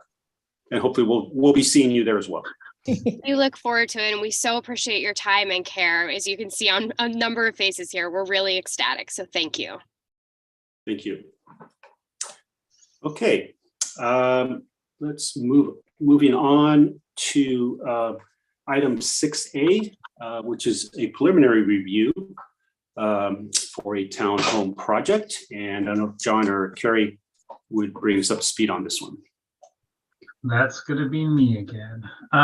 So as Chair Fernandez mentioned, this is a preliminary review for a mixed-use development project at 7621 Healdsburg Avenue. The project would include a 3,000 square foot, 2-story commercial building along Healdsburg Avenue with 6 apartments above and a 15-unit townhome development behind that commercial building, which would enter off of Murphy Avenue. The commercial building itself would be 3,360 square feet, and those apartments above would be 1 bedroom, 1 bath, roughly 760 square feet each. The townhomes in the back are 1,120 square feet, and they're 2 bedroom, 2 bath. I do want to note that this project was originally supposed to be heard at the December 13th Planning Commission meeting, but was rescheduled for tonight. However, we did hold a December 21st Design Review Board meeting where the board gave feedback to the applicant on site design, tree removal and protection plan, along with building design. That memo is also included as a supplemental report that's within the staff or a separate staff report. And I do want to make a note that there were several major talking points at that meeting, which are outlined in that memo. One of the major ones, which was actually initiated by a public comment that was received, was the potential to convert that commercial building along Healdsburg Avenue into 100% residential, as the need for commercial buildings and such is starting to slowly dwindle and housing is becoming more ideal.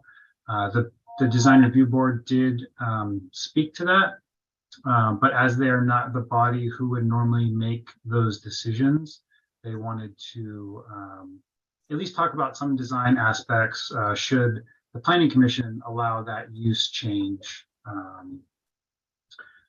in there. And we did receive a number of public comments for this project. They are within the staff report and as separate items. And we did receive some within the last couple of days after the staff report was written, and those public comments were mailed off to the commissioners and are also up on the website. Kathy Austin is the architect and applicant here tonight. She will have a presentation similar to the one from the design review board meeting, and is available to answer any questions that the commission may have or members of the public. Hey, John, and could we bring up the site plan to look at? Because I know there was also some comments from staff regarding the exits and continuation, just so we can kind of review that as well. Yeah.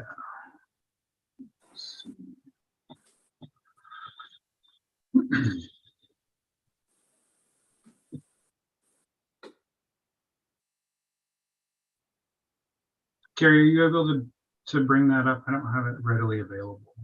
If you'd like, I can bring that up on my PowerPoint, John, if you wanted me to share my screen. That'd if probably you be can't. easiest. Kathy, can you bring that up?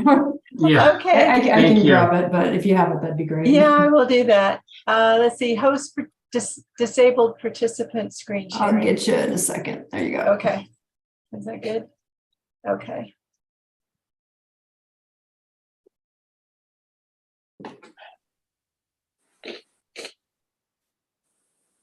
Oh, it's in the way. I'm trying to get us there. Okay. This was the previous one, and I am going to go over this in my report where it goes through.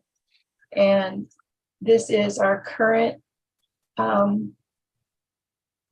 Is the bar in your way? No, it's just in mine. Okay, I got it. No, yeah, we can see it. Okay, good. So this is, go ahead, Everett, I'll be quiet, but this is. Great, thank you. So, yeah, I just wanted to be able to see what we're discussing it for public information as well.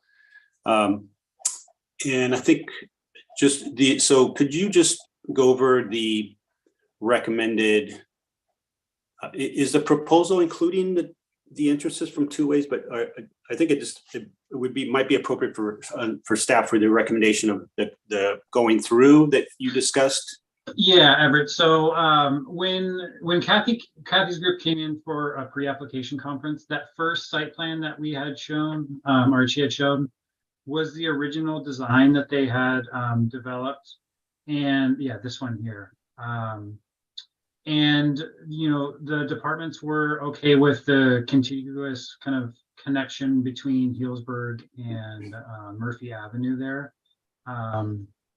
Once that meeting was over and Kathy went back with her team and kind of went over some of the concerns or comments that staff had produced for her, they came back with the second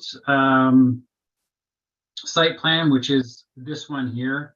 And I'll let her go into the specific details, but the majority of it was the amount of grading work that needs to be done on this site. If you're familiar with it, it does kind of climb up the hill, and there's a huge elevation change from the front of the site, which is on Healdsburg, to the back of the site, which kind of goes back towards Bately Court. There is a proposed along the front townhome road driveway there. There's roughly about a 10-foot retaining wall that's proposed in there. It is kind of stepped a little bit, but the majority of the work that would be done with that first driveway orientation is really difficult to pull off, and there's a lot of steep slopes that vehicles may have a hard time getting in and out of the site if it does queue up trying to get back onto Healdsburg Avenue, as that intersection there is a difficult one to navigate sometimes, especially if you're trying to turn left onto Healdsburg. So the reasoning behind that change was to mitigate some of the additional grading work that would be done. And it does include the hammerhead turnarounds, which would be required by the fire department. But the staff recommendation on the continuous one, from a safety standpoint for emergency vehicle access, was the more ideal layout. If that helps. That was the through design. That's the through design, yeah. And we'll be presenting that in our presentation. The civil engineer will go through what we attempted to do and why we are proposing what we're doing. So when we get to our presentation, we'll cover that and be able to answer your questions more thoroughly. Do you want me to stop sharing now, or? Oh, Everett, you're muted. Everett. Yes, you can stop sharing. Thank you. Yeah, I'm sure you'll be able to bring that up at a later time. Okay, John, I don't know if you had any comments or if you're ready to any commission questions. That is it, and I am ready for questions should you have any. Okay. So, any commissioners have any questions of staff at this point?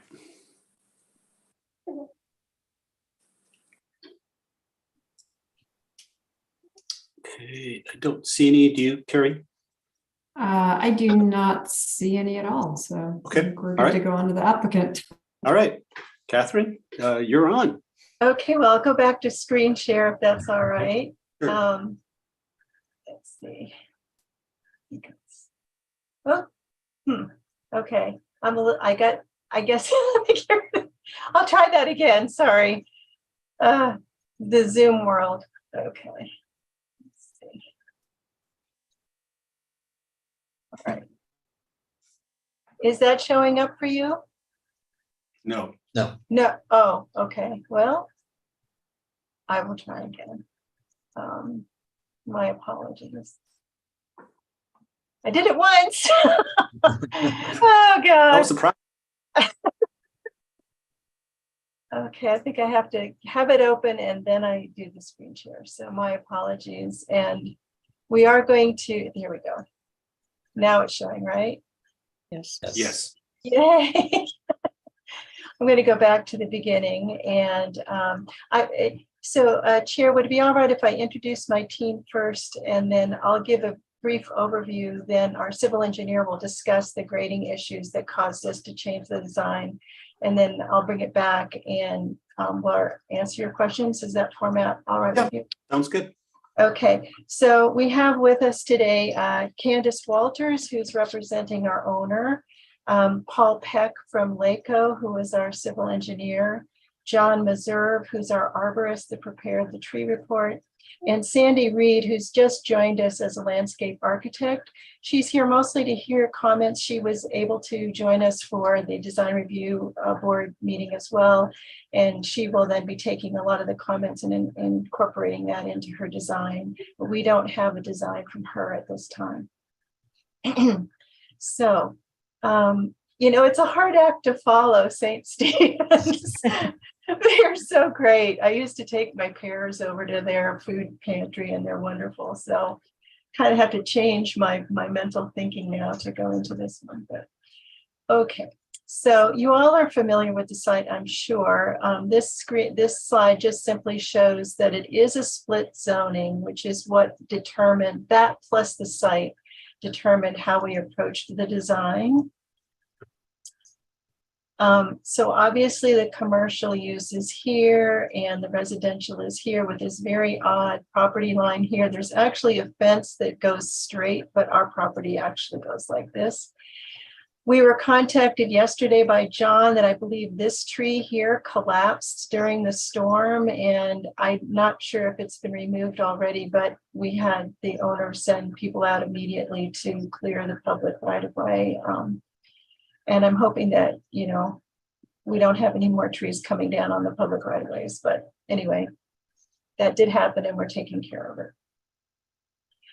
This is a view on Murphy. This is the back of the site here to here. We do propose to keep this tree here now. This tree, I asked specifically city staff I was assuming that we need to put a standard sidewalk along here and this tree will have to be removed because of that. And they said, yes, absolutely, that this asphalt path is just a temporary thing to keep people off the street. This is the tree, I believe, that collapsed, this one here by the wires. But this is a view from the east and the west. And we will work with the bus service to determine the best location for the bus stop once we get into development of the project. So this is, I think you may have gotten a staff report that had this rotated because when I first did the design, I was looking at it from Healdsburg Avenue, looking up, but all civil engineers put north to the top. And so I've rotated this if it looks a little funny, but this is north up here. I'm showing you this in particular because it's easy to see where the more level part of the site is up here and then down closer to Healdsburg Avenue. These are 1 foot contours. So you can see in the middle that it is quite a steep slope, and it's hard to believe, but if you get in there and walk the site, this is really very steep. And that had an impact on our design. But my original thought was, of course, to connect through, because I would agree in an ideal world, I think that would be a better solution. When Paul and I worked on the design to develop this, we worked for over a week contacting each other every day, trying to make it work, and we simply could not. And I will let him explain that. Originally, I had proposed 16 townhomes here. I eliminated one because it was much too tight along here. And also the parking lot needed some of this area for stormwater containment. So it reduced from 24 to 22 spaces. However, and when we get into discussion of whether this could be residential spaces, we will be able to lose 4 more spaces to create a green space for the residents if we go in that direction. But my intent was to provide all the required parking. And so every unit has a garage and enough room to park in a driveway. And we were working with the fire department on this turnaround. These are the trees that are dark that we were intending to retain. This is the tree, I believe, that came down. We are going to try to retain this tree over here that isn't indicated. What I'd like to do now is ask Paul to share his screen and explain our grading, and then I'll go back and talk a little bit more and wrap this up and be available for questions. So I'll stop sharing, and then hopefully Paul is able to share. All right, we'll see in a second. All right. Okay, so what you can see on my screen, everybody sees my screen? Great. So this is the initial design, and then this is the revised design. So you can see in the initial design, we were coming up at a 12% for quite a ways, and that pushed this intersection and these townhomes down quite a bit, as well as in here, you can see we had 4.5 foot of cut. So this tree that we were trying to save, there's just no way we could save it. Even if we were to put a retaining wall all along this edge, which would be difficult with the access, we're well within the drip line of the tree, and it'd be really difficult to save this tree. And that, again, we were planning on having a 4-foot retaining wall here, but still it was really a difficult design all the way up. And the it also pushed down this half of these townhomes. So we would have, you know, from the garage to the finished floor, we had a 2-foot step in order to, what we were trying to do is we're trying to keep the patios or the decks that we have in the back at these, at the level existing ground, because there's oak trees back here. We don't want to get into those oak tree roots really at all. We'd like, Kathy has the idea of these, you know, residents getting an opportunity to sit out underneath those oak trees, and any kind of cut in those oak trees is going to damage them. So the idea was, in order to make it work here, because of, again, you can see I'm going from a 134 here up to a 143, 144. So it's a 10-foot drop we're trying to make here in this short distance. So we ended up with having a like 3.5-foot difference from the garage to the first floor in order to make that deck work. So that would be significant stairs right up in the front of the townhome. So so this is the kind of the solution where we just kept the retaining, extended this retaining and pushed this up so that instead of being at something like 140, 39, 38, like a 137, 136 in here, now we are, way up, staying up at a 144. So even though we may have a little bit of pavement under this tree, it's going to be right at the existing grade. I did talk to the fire marshal. He's comfortable with this turnaround. He doesn't have any problem with access. Again, he won't approve it until you guys approve it, but he is definitely okay with this hammerhead instead of the drive-through. The amount of grading, Paul, the difference in the amount of off-fall. Yeah, that too. So, there's going to be, darn it, I don't have my earthwork right here, but it's something like $5,000 to $10,000. Cubic yards less off haul, which means that, again, those are all trucks driving across the town during construction. So not only is it a cost issue, but it's also, impact to traffic and neighbors and can't help but track out a little bit of dirt. So as much as we can reduce that, the better. And this plan definitely does that. I think that is all. Okay, I'd like to go back to finish with sharing my screen if I could. Okay.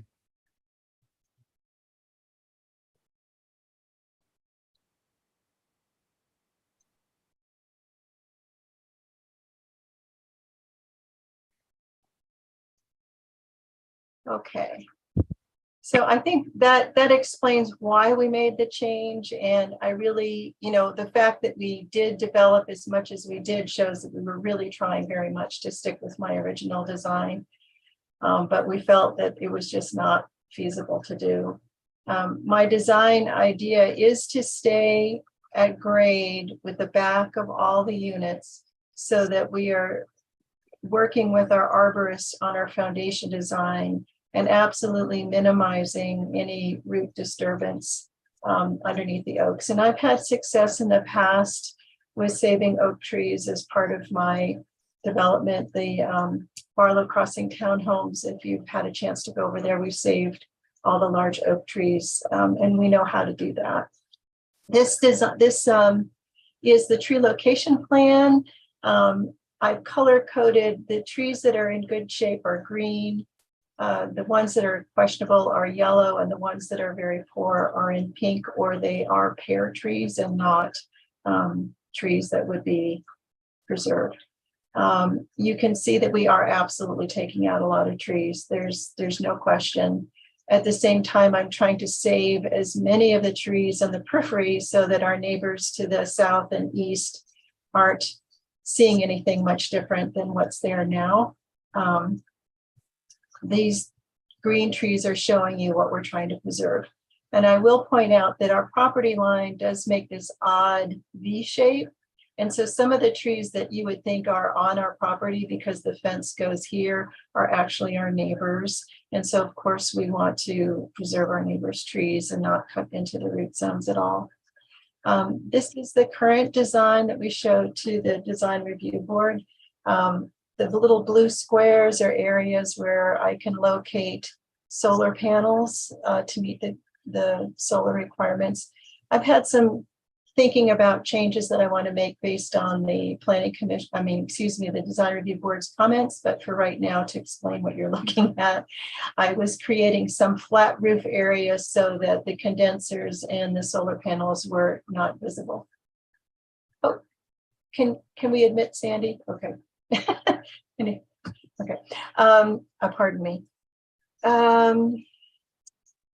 Yes, so we are going to be able to look at increasing this amount of green area, I believe, when we come back. We want to try to put as large trees, specimen trees, back into the site as possible. And we've talked to Sandy about that. And Sandy and John Meserve have discussed about the best approach to do that. This is, let me move this is the commercial building. I was very impressed by the letter we received from Kate Haug, suggesting that we really need more housing and less commercial. And I talked to John and you said, you know what, I agree completely. One of the things that we've done up here in Bend, Oregon, I'm on the Central Area Advisory Board. It's a redevelopment area for downtown. And we have changed our zoning to allow what's called commercial ready, which means that the first floor spaces could be designed to accommodate commercial, but in the meantime could be residential. And so I would keep the basic footprint and location, but there's the ability to change this area into residential. We could have two spaces could be a 3-bedroom apartment, or each individual space could be a studio or 1-bedroom. And so we can do a combination. If the Planning Commission, I hope you'll discuss it tonight as to whether or not you feel we want to move forward with that as an approach. If we do, I will be able to create a common outdoor area for the residences in the parking lot. We can remove 4 spaces and still meet all the parking requirements. This is the color palette that I was considering. This is natural cedar. So I was introducing cedar in the protected areas, a combination of cedar and cement board siding. And for the back of the townhouses do follow the contours. They are 2-bedroom on the second floor, similar to what I did at the Barlow Crossings. Each have their own bathroom, so you can have a different combination of people living together. If they need to share rent, they have the privacy. And this was the color palette, trying to stay sort of more the woodish tones and recede, not be too bright, sticking out in the space. So I thought what I'd do is I'd go back in case you have questions for this plan, if you'd like, but I can stop sharing it. I can easily get back to it if you need to. That concludes our presentation, and we're happy to have you ask any of us here, including John Meserve, who's our arborist. He's here and able to answer questions as well. So thank you very much. Okay. Does he have any comments, or arborist have any comments before we ask questions? I'll ask John. John, I see you're unmuted. Did you want to say anything? No, I don't have any comments. I mean, I'm here to answer your questions and give you any kind of insight that you might be looking for. I think the plan speaks for itself, but yeah, I'm here for questions. All right, thank you. Okay, so questions for the presenter. I see John has his hand up. Go ahead, John.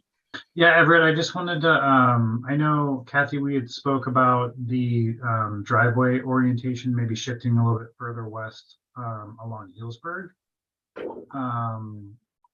I know that was a discussion point, and I know you had I think it was a Caltrans minimum requirement, or yes, let me just if you could just explain on that. Yeah, because it might help as far as, you know, okay. a question could come up with changing. Generally speaking, Caltrans wants you to have a driveway as far away from an intersection as possible. At the same time, we have a power pole right here. So we are as far east as we can be. One of the design review board members asked, why don't you put the driveway between the buildings? And I would like Paul to chime in here, but my feeling is that Caltrans would not want traffic to come out so close to the intersection, that they would prefer you to be as far away as possible. Also, if there's queuing going on here, there's a greater opportunity to make a left turn than if you were here. There's maybe 3 cars would block a driveway here, whereas here you have 1 room. Does that make sense? Did I answer you, John? Yeah, thank you, Kathy. Okay, Debbie, go ahead. Sorry, I'm muted here. I have a couple of questions for you. One is, when you're looking at the rents, are you thinking, is there going to be any low income occupancy there? Do you have an idea of what you're thinking about? Are the current owners building it and then selling it? Are they planning to also manage it and rent it, or sell the townhomes? What is the plan there? Okay, happy to answer you.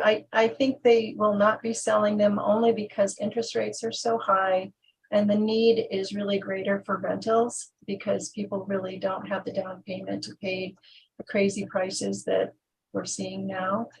So I think the intention is that eventually, should things change, that these townhomes could be for sale, but I'm pretty certain that the client is going to want to rent them out. The owner is intending at this point to build this out.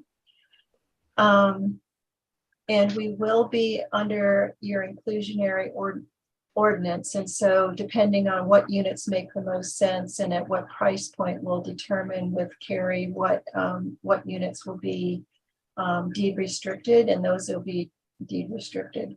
I mentioned in design review that I had read an article of a gentleman in Sebastopol that has been renting out to Section 8 tenants and having a lot of success at that. And I was thinking of suggesting that to the owner. I don't have any control over that, but I think it's an excellent way of getting some affordability that isn't deed restricted.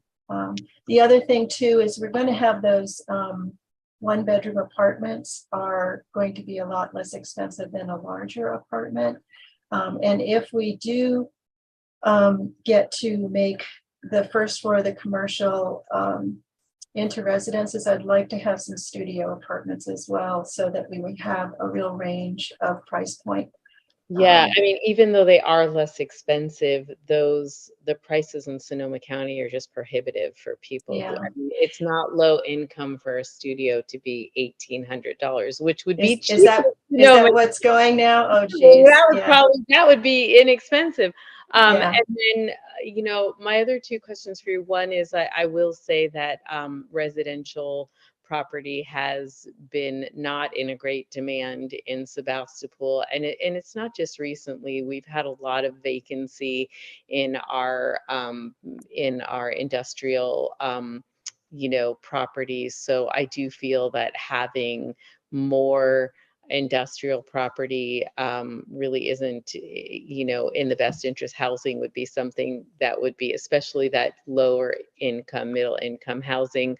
But lastly, and this is maybe a question for you, Carrie, I'm not sure, who does or if there is a traffic report or evaluation that happens before we approve more housing, because I'm just looking at all the units in general that are going in Sebastopol, and with the marriage of El Molino and Annalee and all the units we have coming in, we already are having issues. And so just where are we at with that, and looking at all the units we're approving. And I have no idea what the occupancy is now at the high school, but as we bring in all of this new housing, we have to look at all the infrastructure, and can we support it? And so I don't know if that's something that's part of this or if that's separate. Yeah, so it would come later on. We haven't made a CEQA determination on this project yet. And traffic is definitely one of those considerations when we do CEQA determination. So yes, some sort of traffic study would more than likely be done on this. And I know that intersection there, Murphy and Healdsburg, has been identified as a kind of a problem intersection in town. Yeah, so it could be something that eventually gets a light or some sort of traffic calming measure in the future. Thank you. Right. And to add to that, holistically, our general plan identifies 3, and I actually was just talking with our traffic consultant 2 days ago about this and some other projects. We have in our general plan 3 potential intersections that would need upgrading within the city as we continue to develop. The one that wouldn't really be affected by this or the other projects is Furcrest and 116. He has actually recently done a pedestrian safety analysis and whatnot for a crosswalk down there, and it is not anywhere near the warranting a signal at the point down there. The 2 that are on this side, this north side of town, one is Healdsburg and Murphy, and the other is Covert Lane and 116. And so between this and obviously the City Ventures has submitted the 80 units up on the north side behind O'Reilly, that those are both components that, yes, we'll need to study. We normally a traffic study gets triggered if you have more than 5 or 6 units. So like the Habitat is small enough that we did not, the four unit townhome development, we did not need to do a traffic study for that, but anything like Huntley Square, which was 10 units, triggers traffic study beyond that because of these types of impacts. I do think also that I know Caltrans prefers to have things as far away from their intersection as possible, but I would not exclude that from this conversation. Just looking at what else is along that road, there are a lot of encroachments for driveways a lot closer than the site is. So I don't think you should preclude that as a Caltrans won't allow it. We also need to take back our city a little bit from doing whatever is best for Caltrans to make sure we're doing what's best for our city too. But that would also be part of a traffic study. So you'd have like the maneuvering parts of it, not just the traffic volumes as part of a traffic study. Perfect. Thank you so much. And I for the applicant, I didn't need an answer on the, I mean, you guys can't decide right now on the commercial space. I was just letting you know, that there has been, a lot of vacancies, and I think the need for commercial space is a lot less than the need for housing. So thank you.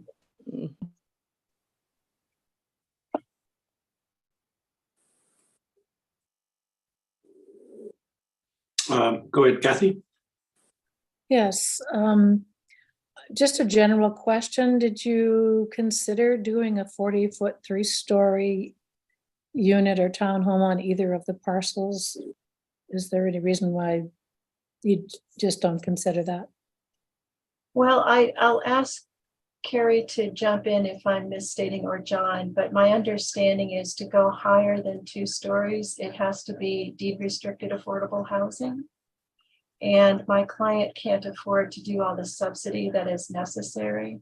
It's about $250,000 per unit of subsidy to produce an affordable housing unit in the area. And so that's why you see Burbank Housing and other nonprofits providing that type of housing, because they can apply for all the federal and state funds that a private developer in this situation can't do. And so that's actually why we're not going there. There had been a previous proposal on this site to do something like that. But it had 2 levels of underground parking and basically decimated the entire site. And having lived there for 23 years, I just could not see myself proposing something like that. I felt that staying 2-story and staying sort of more gentle density. I mean, it's dense, I admit it, but it's a lot less than what was previously proposed on the site.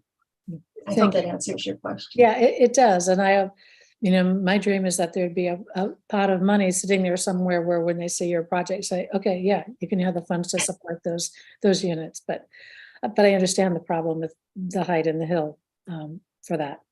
I'm liking the mix of the uses and but I get, the original mixed uses, but I think it is appropriate not to have more small kind of live work or retail spaces there on that site, because there are so many available. And I like the idea of studio apartments, but if you are considering inclusionary units, could you include one to be a larger family home? I think that would be, along with the small units there, I think there might be opportunity to Yeah. turn one unit into something that could become 2 units, but basically is intended as one. for a Yeah, larger- I think that that's something that we can look at, Kathy. I totally agree with you. I think it would be nice, and I can check with Kari if there's any statistics of what is ideally needed. And so do a little research about what seems to be the greatest need. I know Burbank Housing, when I did projects for them, they would check and see who's on their wait list and what size families and who needs what. And it was interesting at that time, they couldn't find anybody in a wheelchair to take their fully accessible units. I'm sure it's changed because I've gotten older. I've had 2 knee replacements and a hip replacement. I probably could have used it myself. But anyway, we'll research a little bit as to what the real need is and try And yes, to- Kathy, we can help with that. Yeah. We just yeah, adopted our housing element, so we got fresh statistics. Yeah. So And- yeah. Because I thought it would be nice also with those units on the ground to have a bedroom on the main floor. None of the other units have bedrooms on the main floor, but if you could do that in some of the studio apartments or in that particular unit, that was a larger unit. Yes. That could solve the ADA problem more easily. Yes, and I will keep, even if we have residents on the first floor, we will still maintain the elevator. So all of the units above are fully accessible. So it would make the entire building accessible. So any size units that we have there, whether they're studios, 1 bedroom or 2 and 3 bedroom, would all be accessible. Okay, I was thinking stairwells. We do have to have the stairwells for fire exiting, Oh, but there okay. is an But there is- elevator there as well. Okay, and then I was wondering whether if people were coming out of the upper townhomes, could they walk directly? Is there a staircase? I thought I Yes. saw someone on the side over there. It seems like it might be better if that staircase could be on the right, on the east side, because that's kind of the direct path for going. It's the steeper side though. Oh, okay, okay. Yeah, let me. Makes sense. Just thinking the logical walk areas for Ah, people going into town from. Yeah, their so site. I'm not sure, I can't figure out how to share That's- again. Okay, But- that was just my suggestion. So Probably the other path does residents go in the neighborhood who down. walk there. Yeah, the path, there definitely is stair and a path so that it's easy to go through and it'd be between the existing building and the oak tree that's there and our building. It's the least steep and that's why, Okay, less sense. stairs. Yeah, Yeah. Kathy, we kind of forgot to mention the walkway on the, if north is up, that would be the west side and the stairs that lead to the, oh, okay, the whole walk. yeah, so there's a pedestrian access on that west side. And also it leads all the way up to the townhomes Okay, with the Yeah. stairs. Correct. And we And didn't- yeah, we've done this a and- lot of times. You start to drop things out. yeah, I apologize for I not thought I saw them mentioning there that. in the sketch. I just wasn't sure because I saw the little brown outlining around the buildings and I thought, wait a minute, there's not walkways all the way around, so maybe, okay, I got that. Okay, good. And let's see, looking down my list. Yeah, I'm happy to hear that there are rentals because the conversation. It's what's needed. Yeah, it's what's needed. Mhm. And you solved the problem with downstairs bedrooms. I do also like the idea that there are 2 masters in those upper units because it allows for more generational housing as well. Correct. I have adult sons. Yeah, yeah. And if I had to share a bathroom with them, I would not, it wouldn't, Yeah. I wouldn't want to go there. But yeah, that was entirely my intention that because the rents are so high, Yeah. that, two individuals could share or a parent and an adult child could share the rent and still have that privacy. Yeah. Okay, I think that's the end of my questions. Thank you. It looks really great. Be nice to see that there. Thank you, Kathy. Thanks. Linda, did you have any questions? I do. Okay, go ahead. Okay, I wanted to make sure it was off mute. Kathy, good to see you again. the design review was on YouTube, so I watched their discussion twice, once this afternoon, and I was very appreciative of your commitment to them that you would try and implement some of the suggestions that they had in terms of the buildings themselves and design. Yeah. And there's too many points for me to cover, but I want to thank you for your commitment to do that. I know that this is a challenging site. So my issue and a question to you is the accessibility of the townhomes. The way I'm reading the site plans for those units, none of the townhomes are accessible. And you said that you're going to have units that are adaptable, but how do you get upstairs if the bedrooms are upstairs and you have a staircase other than putting in some aftermarket appliances? And I know you have a commitment to accessibility. We have a universal design ordinance that applies mostly to accessibility if it's going to be sold, and Right. not really for renters. So maybe you could. I have other questions too, but that's my big one right there, because I hate to one more time lose the opportunity to have as many accessible, universally designed units. Okay, Kathy? Yeah, thank you, Linda. I know it's always an issue. One of the things I'm planning to come back with is a redesigned townhome. I don't want to give anything away right now, but I did take a lot to heart from the comments from design review. And I think we will, with the revisions that I'm planning to make, be able to provide the kind of accessibility you're looking for in some of the townhomes where we are more flat. So the townhomes on the eastern side are very flat. And some of the ones that are going on the east-west direction, unfortunately, I can't get away from having stairs into most of those, although some I can have a zero-step entry. But where I can do a zero-step entry, I am looking at making adjustments to allow for exactly what you're saying. So I just want you to know that I have that in mind. I think I was pushing the envelope with this initial design. And I do feel like I can provide that. I won't say that I can do it in all of them, but I will do them where I can get a zero-step entry. Does that answer? Yeah, I your know question? that. Yeah, that's wonderful. I wish we had put stronger teeth into our ordinance, but that's okay. It's, that's just how it is when I can't even remember how long ago we approved that ordinance, but the city staff too, I'm hoping that you're reviewing our universal design guidelines, chapter 15.8 of our municipal code, in looking at all our projects, and I'm sure you do. Because, I was a trauma nurse and have my own disability issues, but often the universal needs are not necessarily when you're aged, but you certainly would like to age in home if you needed to, but, so many traumas, accidents, illnesses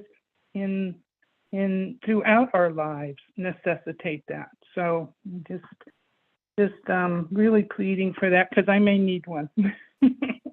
Yeah, Linda, So- I think I mentioned I had 2 knees and a hip replaced since I moved here to Bend. And so I have a wall bed because all of our beds are upstairs, and I had a powder room and a wall bed to recuperate with. So it is something front of mind for me. I understand what you're talking about.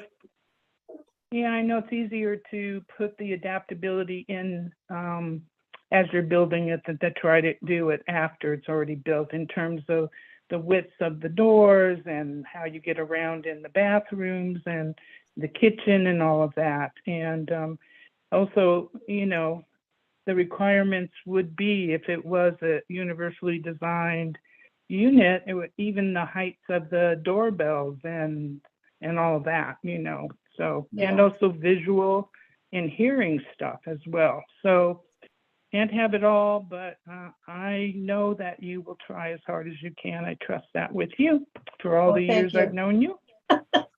Thank you, Linda. So with the inclusionary, I also agree that as mixing as much as possible would be important. And I didn't see if we're also going to be using like heat pumps when I saw compressors on the flat roof. Yeah, that's a heat pump. Okay. Yeah, Good. no, all heat pumps for both heating and cooling, and even I think I'm going to move to hot water heaters that are now for heat pumps. Go all electric, you know. So yeah. Okay. And some other things that even aren't required by code, but provide fresh air intake, and that sort of Yeah. thing. So, yeah. Great. And then charging ports for electric vehicles, is there going to be some availability built into the garages or? Yes, in the garages, they would have them. And then on the commercial building, we'll be putting in 40% charging units in the parking lot.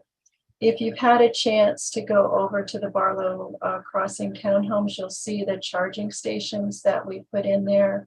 And there's like one stanchion, but it serves two.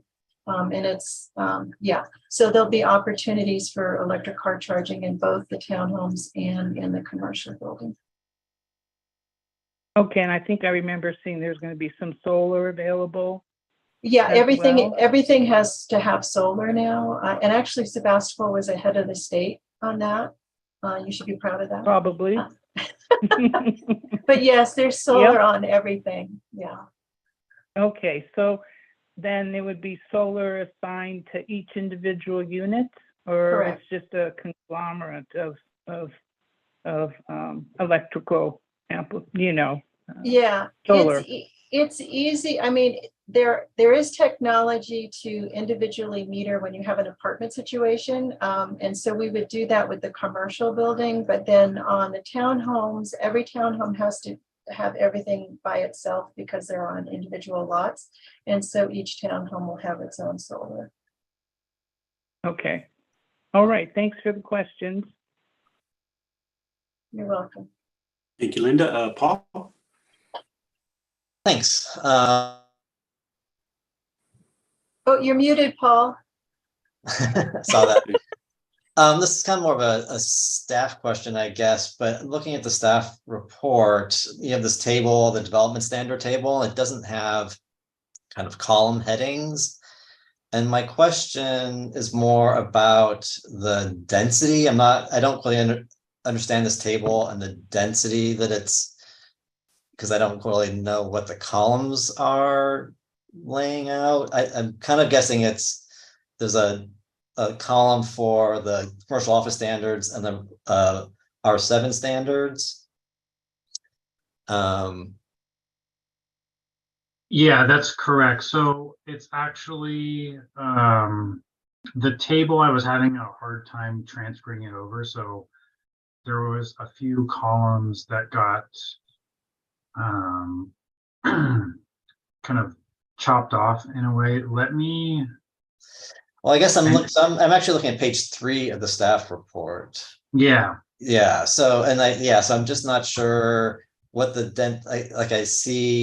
I guess my question is, what is the allowable minimum and maximum density for the whole site? I'm just trying to understand where this falls into the range of density allowances is my question.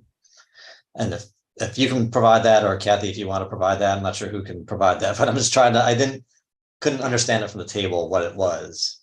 I'd like to hear what John has to say. When I did my first pass at the design, I know I met it. If I reduce my density, I'm concerned.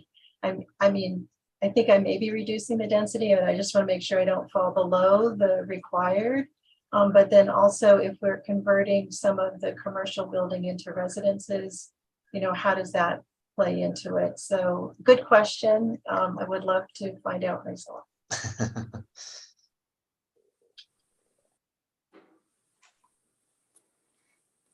And we are going to apply for a use permit to have the 100% residential. And I think, correct me if I'm wrong, John, but under the use permit process, there might be some flexibility in that. I don't know, but that might be an avenue to tailor it to meet the requirements. Yeah. So let me see if I can. So I do know, Kathy, and this happened at the Bella Townhomes as well, where you have well, John's looking up that stuff, where you have a driveway easement that needs to be recorded, which you would have obviously in this. Those areas can be taken out of the site area. Oh, okay. So that your net area, they don't have to be, so they don't necessarily reduce your density if you're bumping up against the max density. But they can be. So like for those of you who are on the commission when we did the Barlow Crossing townhomes, there's a public access for the roadway that is the driveway through the parking lot for the townhomes, but that's also an access for Park Village, and then there's a bicycle path. And so those areas could be just subtracted from the total lot area when you're calculating density. Would that include the parking lot too, Carrie, or just the driveway? Not the parking lot, because, and I'm assuming you would have those assigned to individual tenants here. Yeah. So it would just be the access easement through. The access easement. Okay, great. You hear that, Also, Paul? Yes. So the maximum the other for the Paul. R7 Other Paul, yeah. Would be 31.97 units. For the That's R7. the max? Yeah, and then you guys are proposing the 15. 21 to 24, so that should be fine. Yeah. Yeah. And then for the commercial aspect of it, it's one dwelling unit per 2,900 square feet of lot area. So that might be a problem. So I'm sorry, so the 31 point, so basically 32 max, that's just the R7 portion? Correct. And so then in addition, there's the maximum allowed on the CO zone. Yeah, correct. So could we use all of if we go 100% residential, John, can we look at the entire area and divide that up, you know, for the 2,900 per square foot unit? Because I'm concerned about the commercial building with the apartments above and below being that wouldn't calculate out, or is it something different? I mean, this is something we can hash out as well, but it is good to discuss it because if it's going to make an impact on the design, should know. Carrie, how would we? So this is, I have to think about this as well for a second.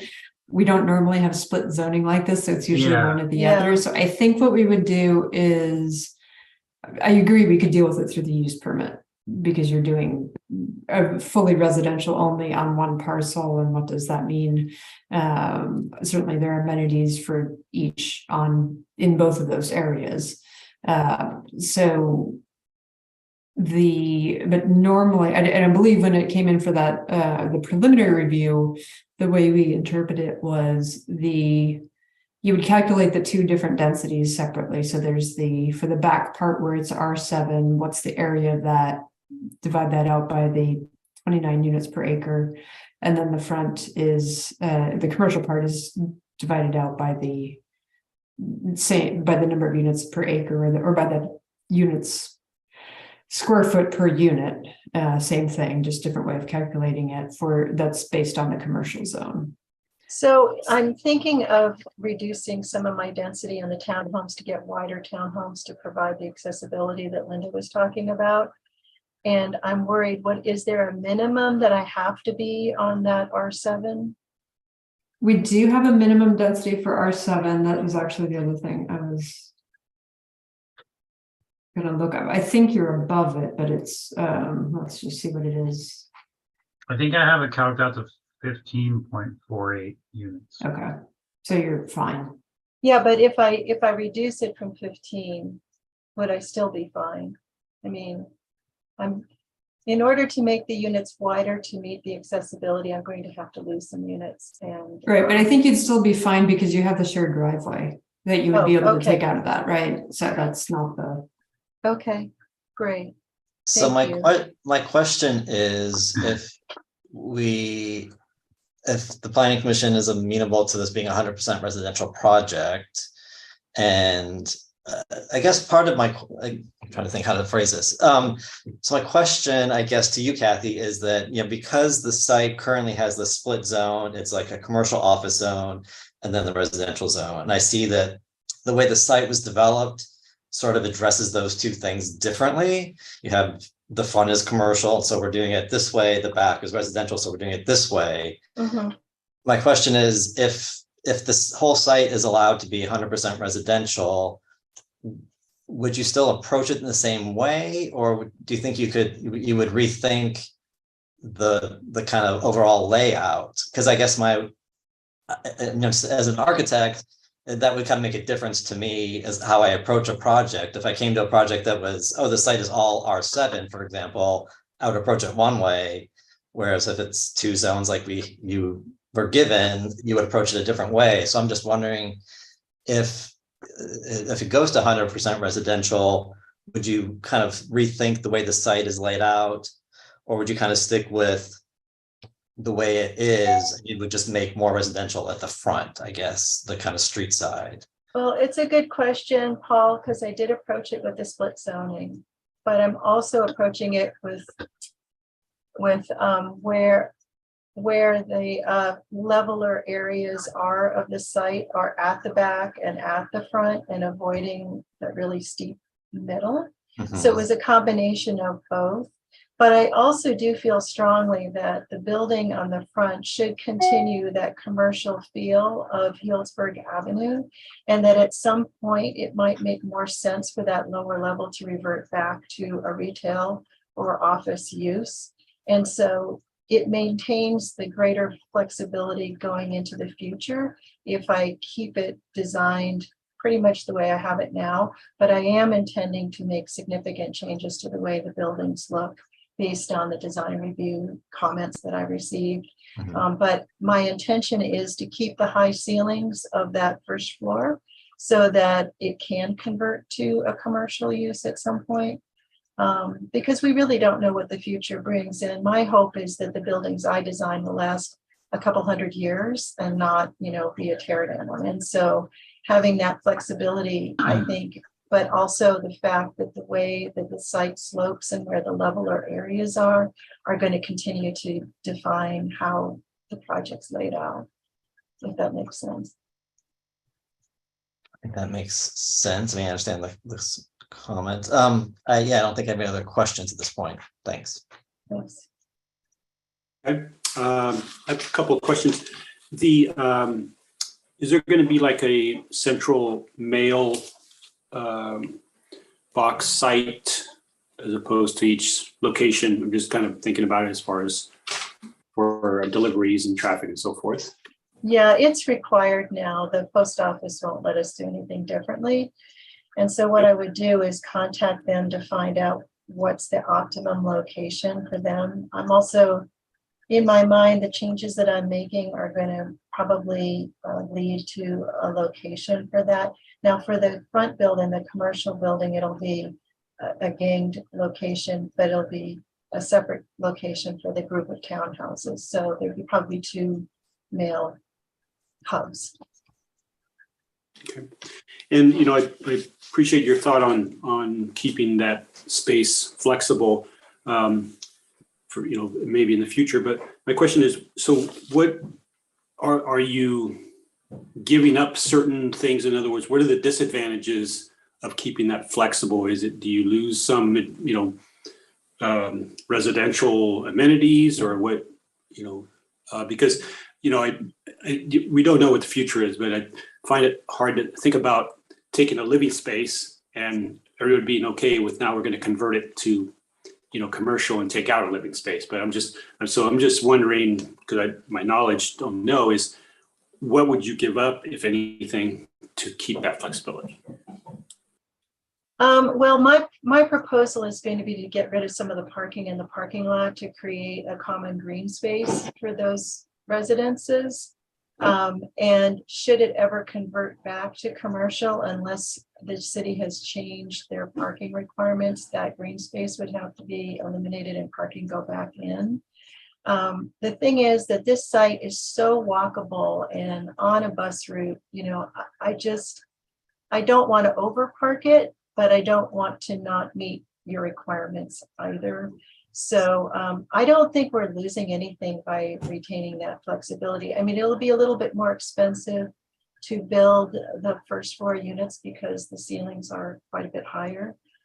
Because usually in a commercial space, the minimum is like a 12-foot ceiling, and you wouldn't normally have that in a residence. But on the other hand, it could create an opportunity to have some loft storage area for the units that I put in there. I will mention that we have to step the building in 3 locations. I don't know if you noticed the way on the first floor it's divided into thirds, but we go up a foot at each line because of the slope of the site. And so it will limit to a degree how I design units in there, which is why I'm saying I can have either 2 studios or 1 2 or 3 bedroom unit in that rectangle. Yes, you can see how I keep this top level, but this is up a foot to this, and then you go down. So there's a step in this location. And I want to work with my owner to find out what he wants to build. So that's why I'm being a little bit non-committal. But I'm saying that if you were to take this space completely, it would make a 3-bedroom unit. If you did 1, it could be a studio or perhaps a 1-bedroom, but more sort of an industrial loft type feel to the studio because the ceilings are so high. I would have to stub for bathrooms for each individual tenant space anyway. And so that isn't going to make any difference. I'll have a bathroom in each. I would be putting in a kitchenette or a kitchen, which is more expensive. So we would be spending more to make them residences as opposed to just having a bare space that a tenant improvement would do. So it's a little bit more expensive to do, but my client knows he can easily rent them out because the need is so great. Whereas if it was a commercial space, pardon? So it's probably a lot easier to rent than a commercial space right now. Yeah, right now there's no need for a commercial space. So it would be cheaper to build, but he couldn't rent it out versus more expensive to build, but you can rent it out.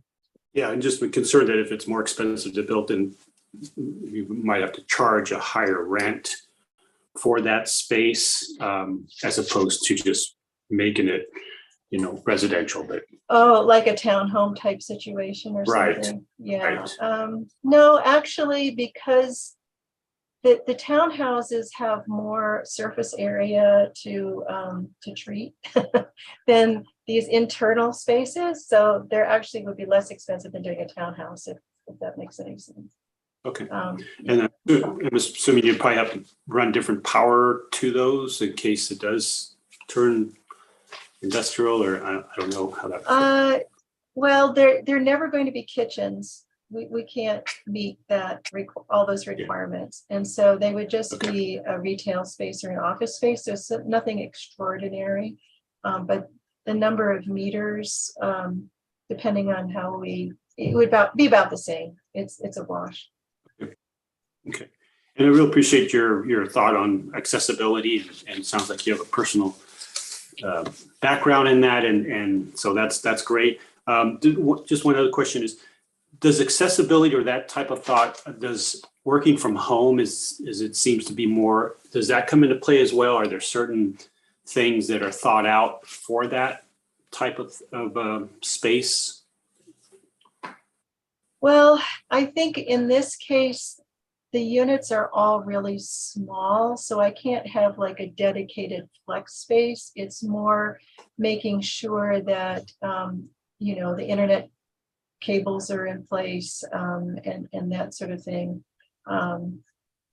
you know, I suppose somebody could rent one of the townhomes and use one of the bedrooms as an office, but given, I don't know, you know. Yeah, I'm just wondering, if there's, because of more and more people working from home, if there's ideas or requirements, or hey, when you build a unit, you should include this or more power outlet.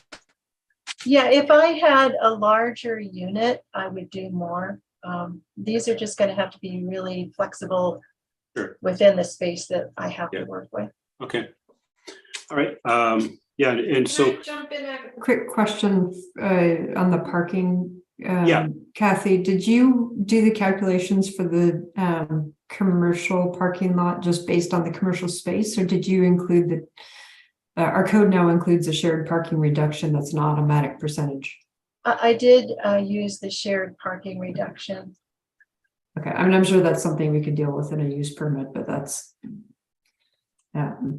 Yeah, and my proposal is to take one of the parking spaces and convert it into the bicycle parking location under the covered area. That was also what I was proposing to do. Yeah. Yep.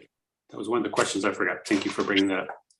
I didn't want to get too far, because this is preliminary, and I wanted to hear what everybody had to say. We're going to come back with something different, And I but appreciate in the same that. vein. Yeah, I appreciate that because I think it helps everybody, and it comes back some ideas, and everybody has feel like they have inputs. That's great.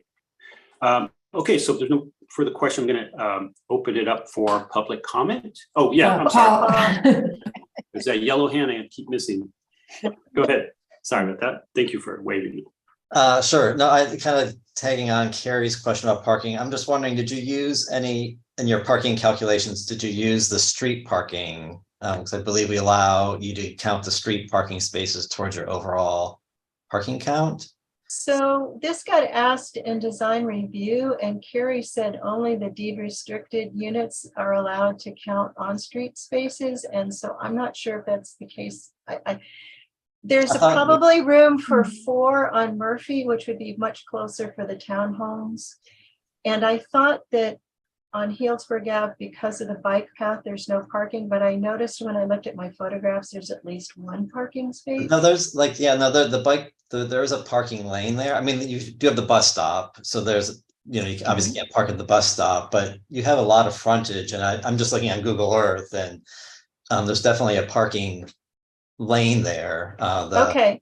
So anyway, I'm just going to throw that out there as you can use that space and maybe create some more, like I said, green space in the parking lot if you use the street parking.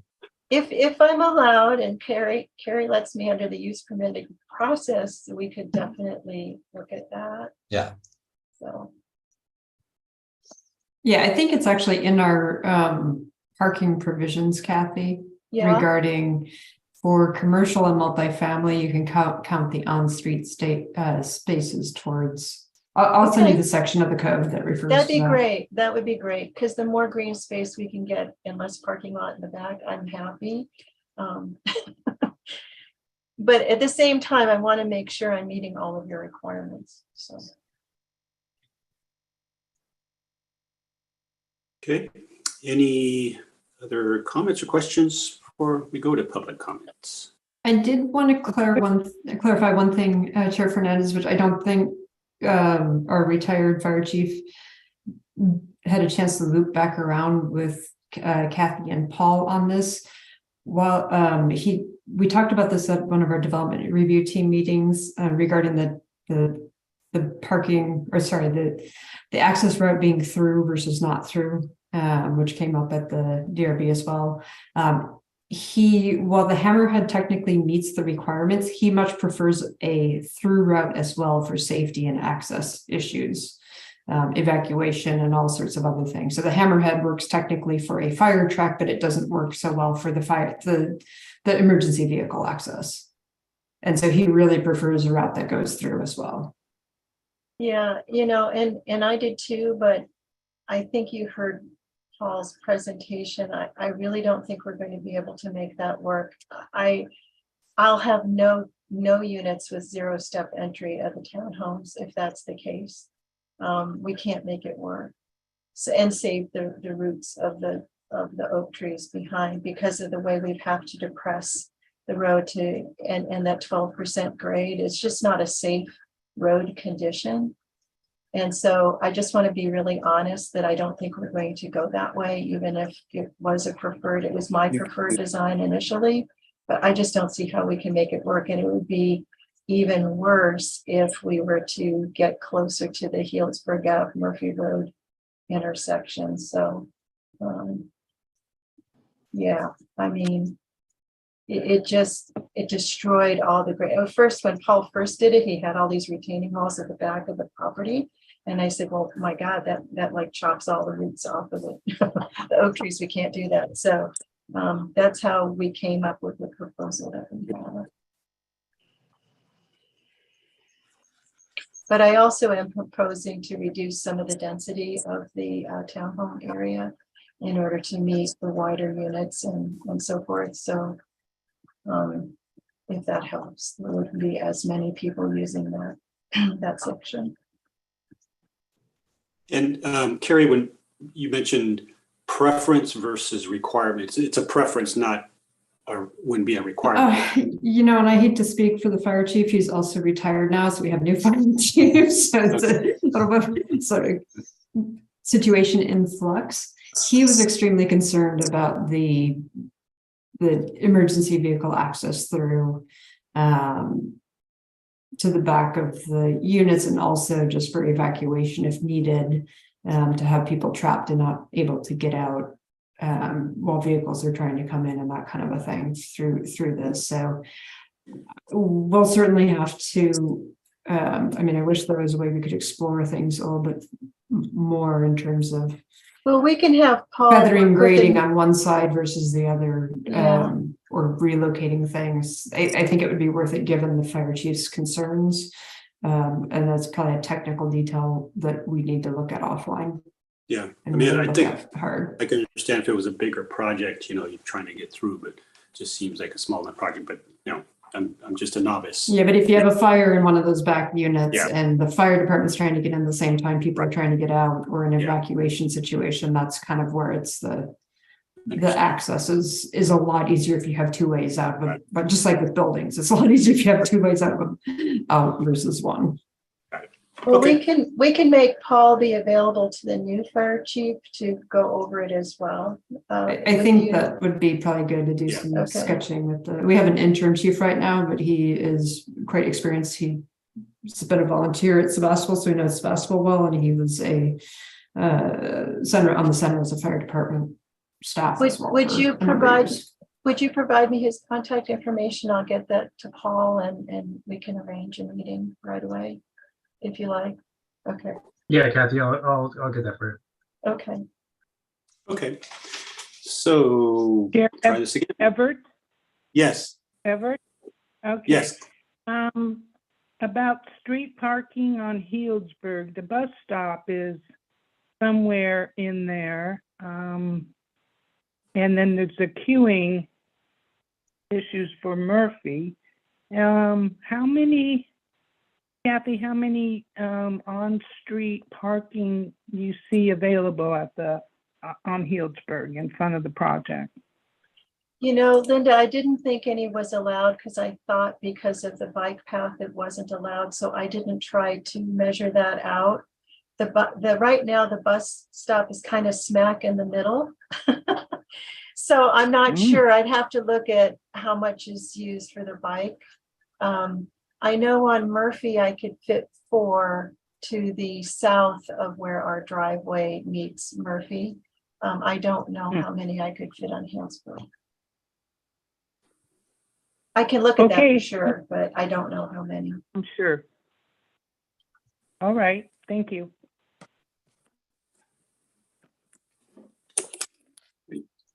Any other comments, questions? And okay, going to public comment. So members of the public would like to make any comments on the project. Carrie will cue you in. Thank you. So I see Carol, you have your hand raised. Can you see the timer and can you unmute yourself?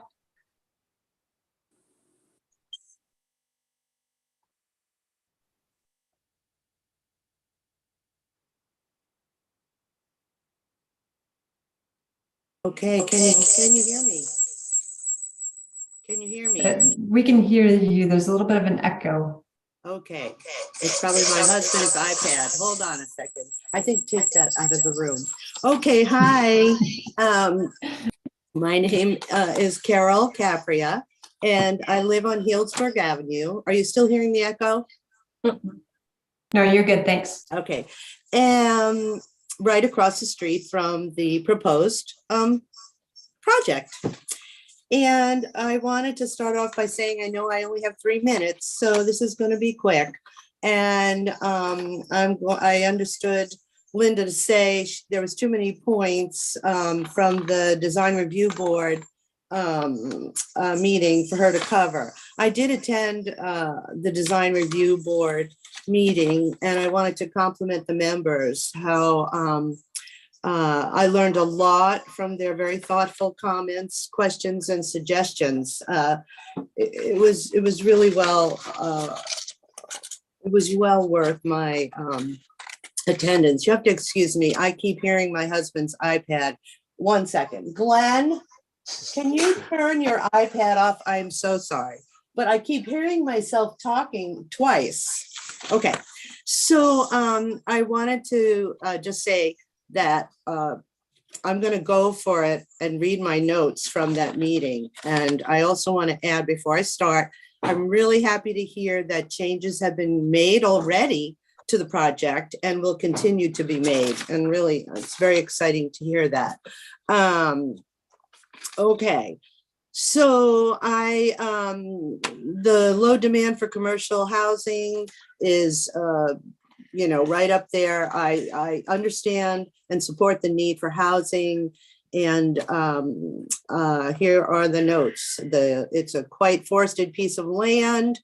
If we could reduce the parking on site, more green space, not so car centric, private outdoor space under the oaks, more solar, centralized buildings in the middle, not much usable space, not much landscaping, a wall of garages. Back doesn't feel very welcoming, a little scary. And I know everybody, we've covered a lot of this already. I'm just giving you my comments and what I found very helpful. The width of the units were pretty narrow. Someone said a shoehorn within a shoehorn. The doors were down the end of tunnels. Could we put a variety of materiality in the materials used? I wanted to point out that the new units on Bodega Avenue that are approved and are going to be constructed Woodmark apartments.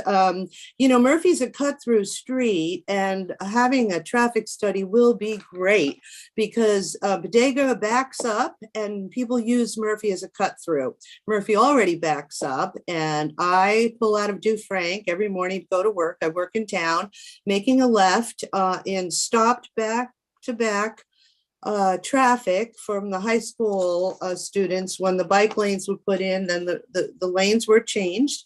And so the traffic just is stopped. It's totally stopped. And so it's good to hear about the traffic signal. Oh, the time's up. Oh gosh, I have so much more to say. Anyway, thank you all. Do I have any more time? Hello? Hello? Everett, that's up to you. I just have a few more things on here. I'm just reading the notes, so I have no. So Carol, what I would suggest, if you don't mind, since it sounds like you have this written down, since your 3 minutes are up, if you submit that in writing to the planning department, we can get that to all of the commissioners. Yeah, I thought that you would recommend that. I could do that. I could do that for sure. That'd be great. Thanks. Yeah, one serious consideration is for affordable housing units to be included, which could include Section 8 housing. And that'll be my ending. And thank you all. So thoughtful, so appreciative. And I look forward to watching and seeing how the progress that this development takes on. Thanks again. Thank you, Carol. I want to say I did take notes from Carol's comments in the design review board as well. So I have her previous comments, but I would love to see her written comments if you want to press them on to me. Right, we certainly will do that. Okay, I see no further public comments. I don't know, John, if you summarized, I might have missed if you summarized any public comments we had previously. So the comments that we got in were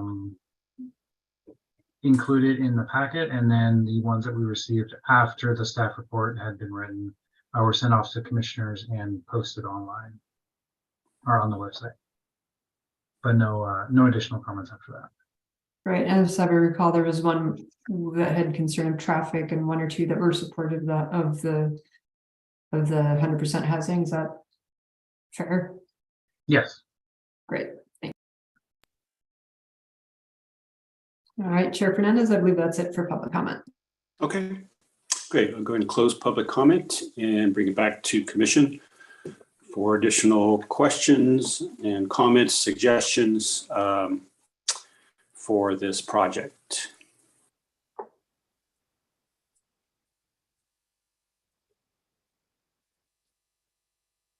See, Paul has his hand raised. All of his hands.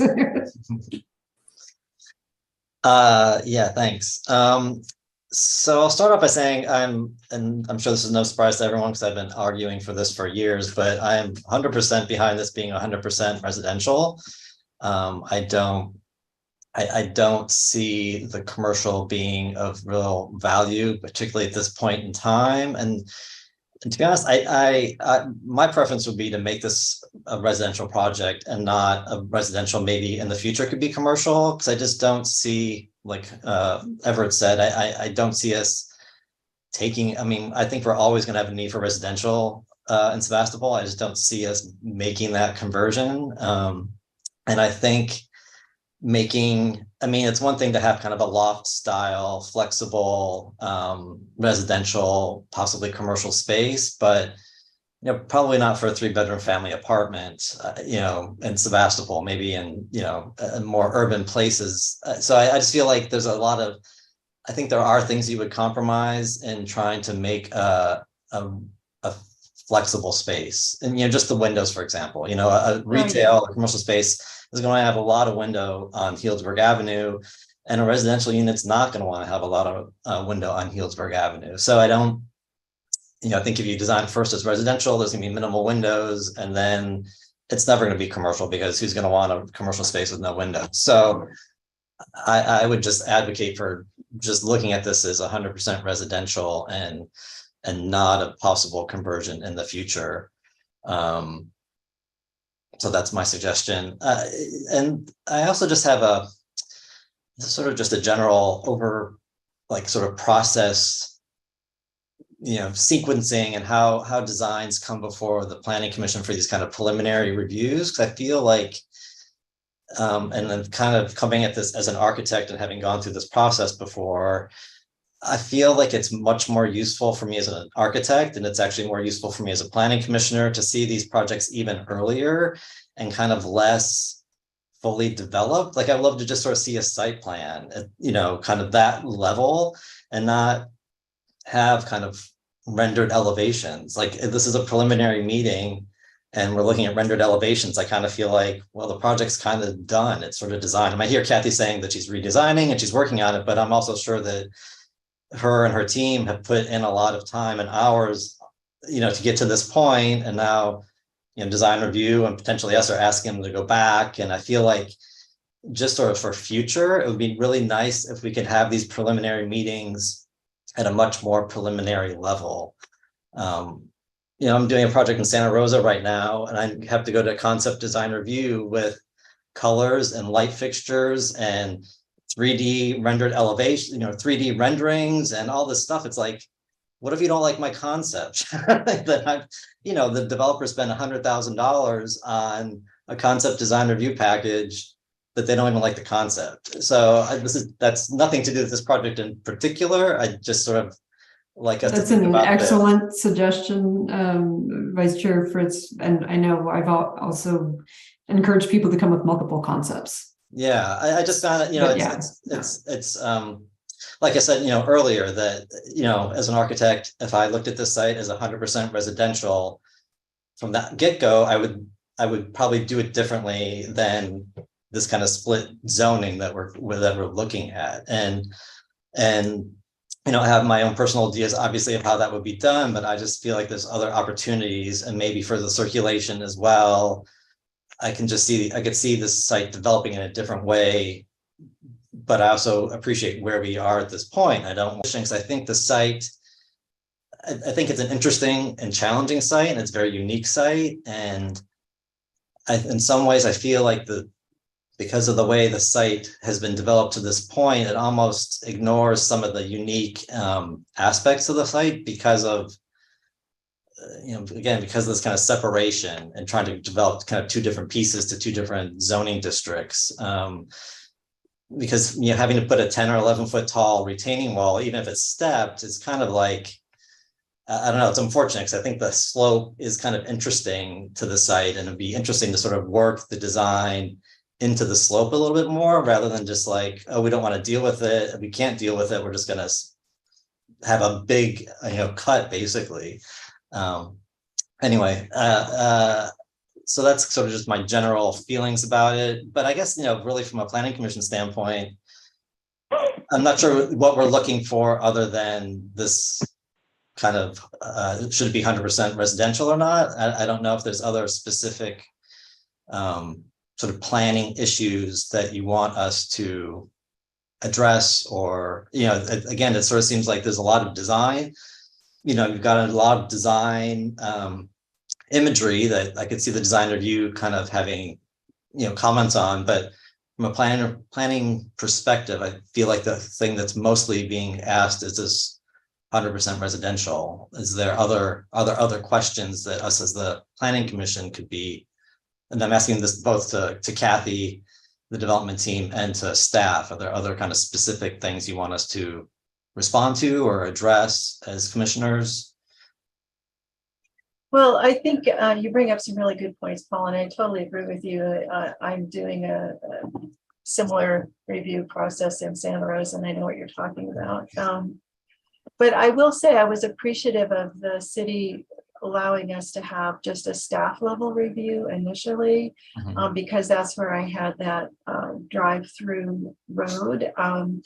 And so it's interesting. I mean, until Paul and I really started to make it real, that's when I realized that we didn't think we could make that work. So, you know, on the one hand, it would be great to have a preliminary, but on the reality is when you start getting into the weeds of it, sometimes it changes, you know, but I agree with you. And, you know, I felt I needed to provide those kind of rendered elevations in order to go through design review.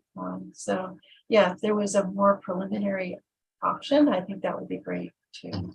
I agree with you. I do think that we're still proceeding. We're not asking to rezone the property. We're just asking to do a use permit to allow 100% residential in the CO zone. So I don't see us eliminating that zoning. And I would guess Carrie could jump in. I assume that that's the best way to go, is not trying to rezone something, because that's in the general plan as well as the zoning code. It just seems like the path of least resistance is to do a use permit to allow 100% residential in the CO zone. Yes, I agree with that. A use permit is all that's needed for this. There's, I mean, you have the exterior setbacks, you know, that you're maintaining at the south, you know, at the other property lines. And residential only is allowed with a use permit. So, and I think that can allow us to have the flexibility just in terms of the odd split zoning and how that works with the site. Yeah, thank you.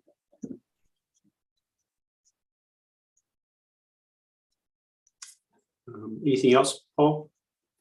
No, that's just my general, unless there's something specific you want us to address as planning commission. I feel like the big issue is the 100%, you know, the use permit issue, and whether we are supportive of that, because obviously we're not deciding anything tonight, and you're trying to get some feedback on, should I go this route of 100% residential or not? am I gonna, you know, you don't want to file an application and have us say, oh, no, we didn't really want that. You know, so I'm just want to put out there that I'm definitely for that. But I'm just asking, are there other sort of planning or zoning issues that you want us to specifically weigh in on? Yeah, I think if there are environmental aspects you want to make sure you look at, I've already heard from a couples, and I think it was Debbie who asked the question about the traffic, and yes, we will be doing a traffic study. If there are other concerns that you have that you'd like us to address, that would be helpful to know what those are. We will be doing an initial study or some sort of assessment. I'd like possibly an initial study, possibly an exemption with the technical studies. We haven't determined that yet, as John says. We do that when we actually get the final application and know, because as Kathy just said, things can change and things can change that have different impacts. I think, yeah, the question I would have is any thoughts about reduction of the amount of asphalt on the site. To me, it does, and I know that's sort of a design review purview, but it's also because it's a subdivision, it will also go through you guys in the city council.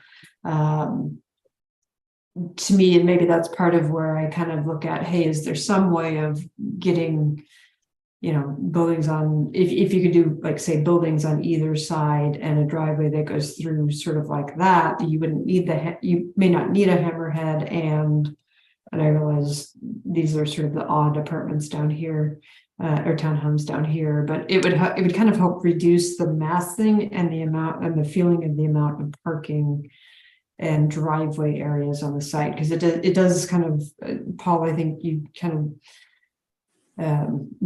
maybe you were headed there when you started talking about the site topography being one of the really nice things about the site, and what could you do with that? And I realize it's also the issue of the access roadway through the site at a steep slope and needing to have retaining walls.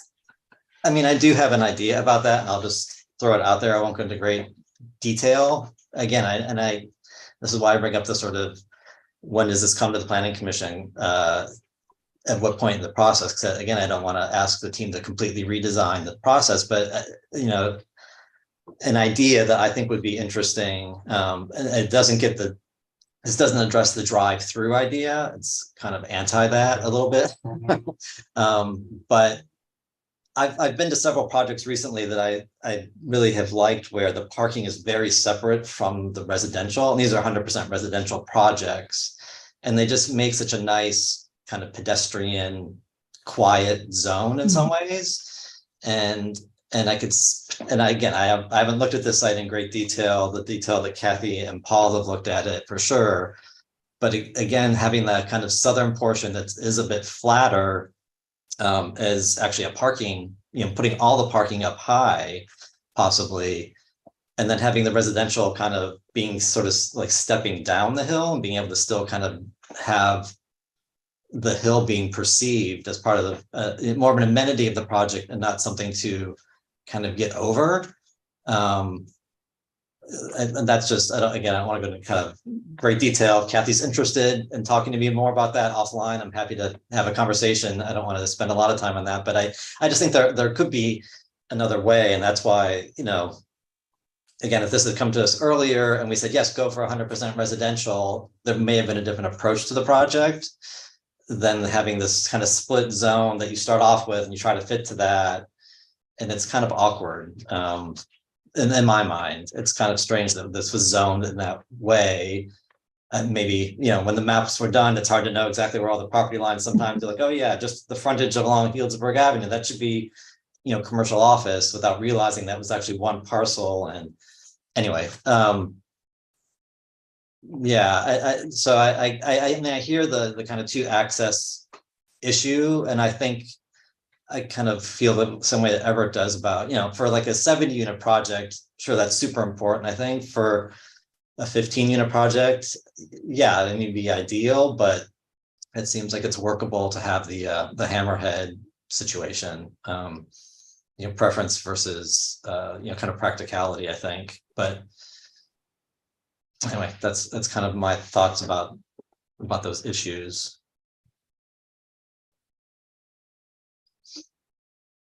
Great. Thank you, Paul. Good comments and suggestions there. Let's see. Anybody else? Chair Fernandez. Yes. Linda here. Go ahead.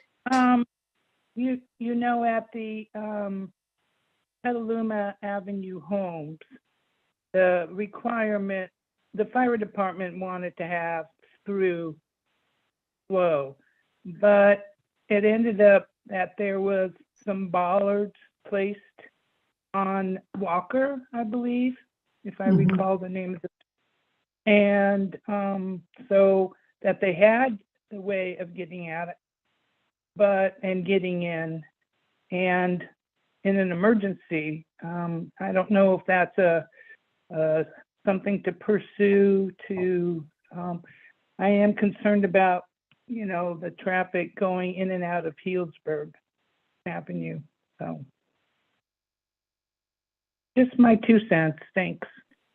Yeah, thanks, Linda. I think that the queuing going, so Healdsburg does have a turn lane on it for people who are going west and needing to turn into it. So on the roadway, it's probably not as much of an issue as potentially coming out of the site.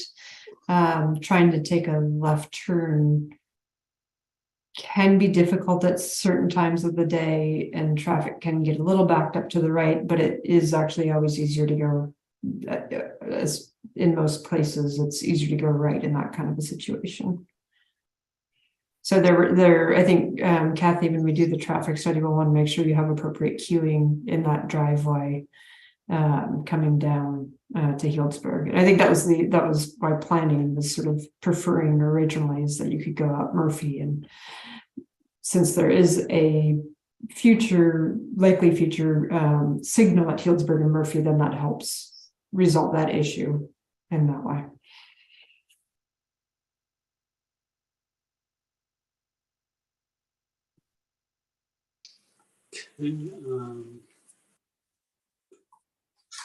Yeah, like Paul, I would certainly prefer to just consider it to be 100% residential and not, worry about the commercial flexibility. I think it just maybe you end up giving up a little bit for that. I know Kathy, Carrie, do you guys have what you need? Anything else we're missing or like to know? Well, it sounds like the idea of commercial ready isn't that important to this group, that you're fine if I relook at that building to be more residential with, I mean, I wouldn't keep the storefront windows the way I'm showing them if I made it residential, but the opening could in fact be made commercial again, but it sounds like that's not that important to you all. So I think not at this particular site, Kathy, I think is what you're hearing. Okay. So I think the DRB was similar in that regard. And so I think I'm going to not try to keep a commercial look on that lower level. And I'll rethink what that building looks like. So that's really important that you're supporting 100% residential for sure. I wasn't aware that there was any parking on Healdsburg, so we will look at that. I will ask my civil engineer, Paul, to connect with the interim fire chief and talk about what we're proposing to do for the Hammerhead. And do know that I'm going to come back with slightly less density in the townhome area in order to provide some of the accessibility issues that Linda has identified. And that we are going to look at minimizing the parking for the building in the front so that we can create more green space. Paul and I will look at the retaining wall again to see if there's any adjustments we can make based on changes that we're thinking of. But because it is still a split zoning and that we're not proposing to rezone the property, that we probably are going to keep the two entrances pretty much as proposed. But we can talk with Carrie a little bit more about her thoughts it is incredibly steep right through the middle of the site. And even if you were to try and move the north-south connection, no matter where you put it in there, it's so steep that I don't think we could make it work. And I just want to be honest about that. So if I come back and we're still having two separate access points, you're not surprised, because I think that the site is sort of driving that. But I will definitely look at more of a residential feel to the building on Healdsburg. And I have definitely taken a lot of notes from the design review board. I thought they had some excellent ideas, and I'm hoping to incorporate what I can from that without throwing out the baby with the bathwater. So thank you. I think you've answered all of my concerns. I really appreciate it. I guess I'm going to just ask Paul and John and Sandy, if I think Sandy had to leave us, but Paul or John, if you have any additional questions. Oh, I'm not seeing Paul anymore. I think I lost him. I know John's still there. I'm still here. I'm here. Oh, okay, good. I guess maybe I didn't have full screen. That's why I didn't see. So Paul or John, do you have any questions? I do not. No. Me neither. Yeah, I'd like to talk to the interim fire chief and yeah, make sure that I understand his concerns in regards to the hammerhead, but that's all. And Paul, I think we'll be in contact. I think it makes sense because we don't know how long the interim fire chief will be here, and there's a fire engineer who's doing some of the review, but he's pretty new at it. So I think we'll probably coordinate that meeting through planning just to make sure that we're tracking everything and can talk about it. Like, yep. And I appreciate your salvaging the trees and incorporate as many as you have been able to. So it's great. And we are proposing with Sandy, our landscape architect, and John to bring in as large a specimen trees in our planting plan as possible, as we recognize that this is a beautiful site filled with trees, and we're proposing taking out a bunch of trees. And it's not my favorite thing to take out trees, but to make the site usable at all, obviously trees have to come out. But I appreciate that, Everett. Thank you. Yeah, and just keep in mind gutter covers. Oh, absolutely. And in fact, that's why I have pitched roofs for the townhouses. I had them on the backside because there's no way I wanted to have a flat roof and have leaf litter build up and no way of getting out there. So absolutely gutter guards. Yeah, it just comes to mind because I've been up cleaning gutters. I had to do that too with pine needles, and they get in those gutter guards too. The oak trees are better than the red ones. I did find, I just wanted to say, the parking issue about the street parking. So it's allowed for commercial and multifamily. And that's zoning code section 17.110.10 B. Okay. So if you want to look at that, so multifamily does allow the street parking to be counted. That's great. That was unclear to me after DRB, so I will look at that. But I have to take out the part that's the bus. Yeah, obviously, I'm not. Yeah, that will have to be. It needs to be the maybe existing parking spaces. Yeah. Maybe the bus stop can move a little bit further to the west. It looks like. I mean, your project next door doesn't. That might be able to move down that way a little bit and get street parking. So that's something we could coordinate with Carrie too, and the traffic study and all that. You may need to bring Sonoma County Transit into the equation, but they might be able to move that down a little bit.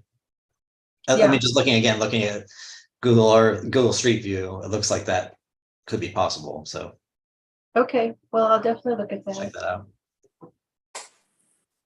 So thank you very much. This has actually been much more positive than I was afraid of. So thank you.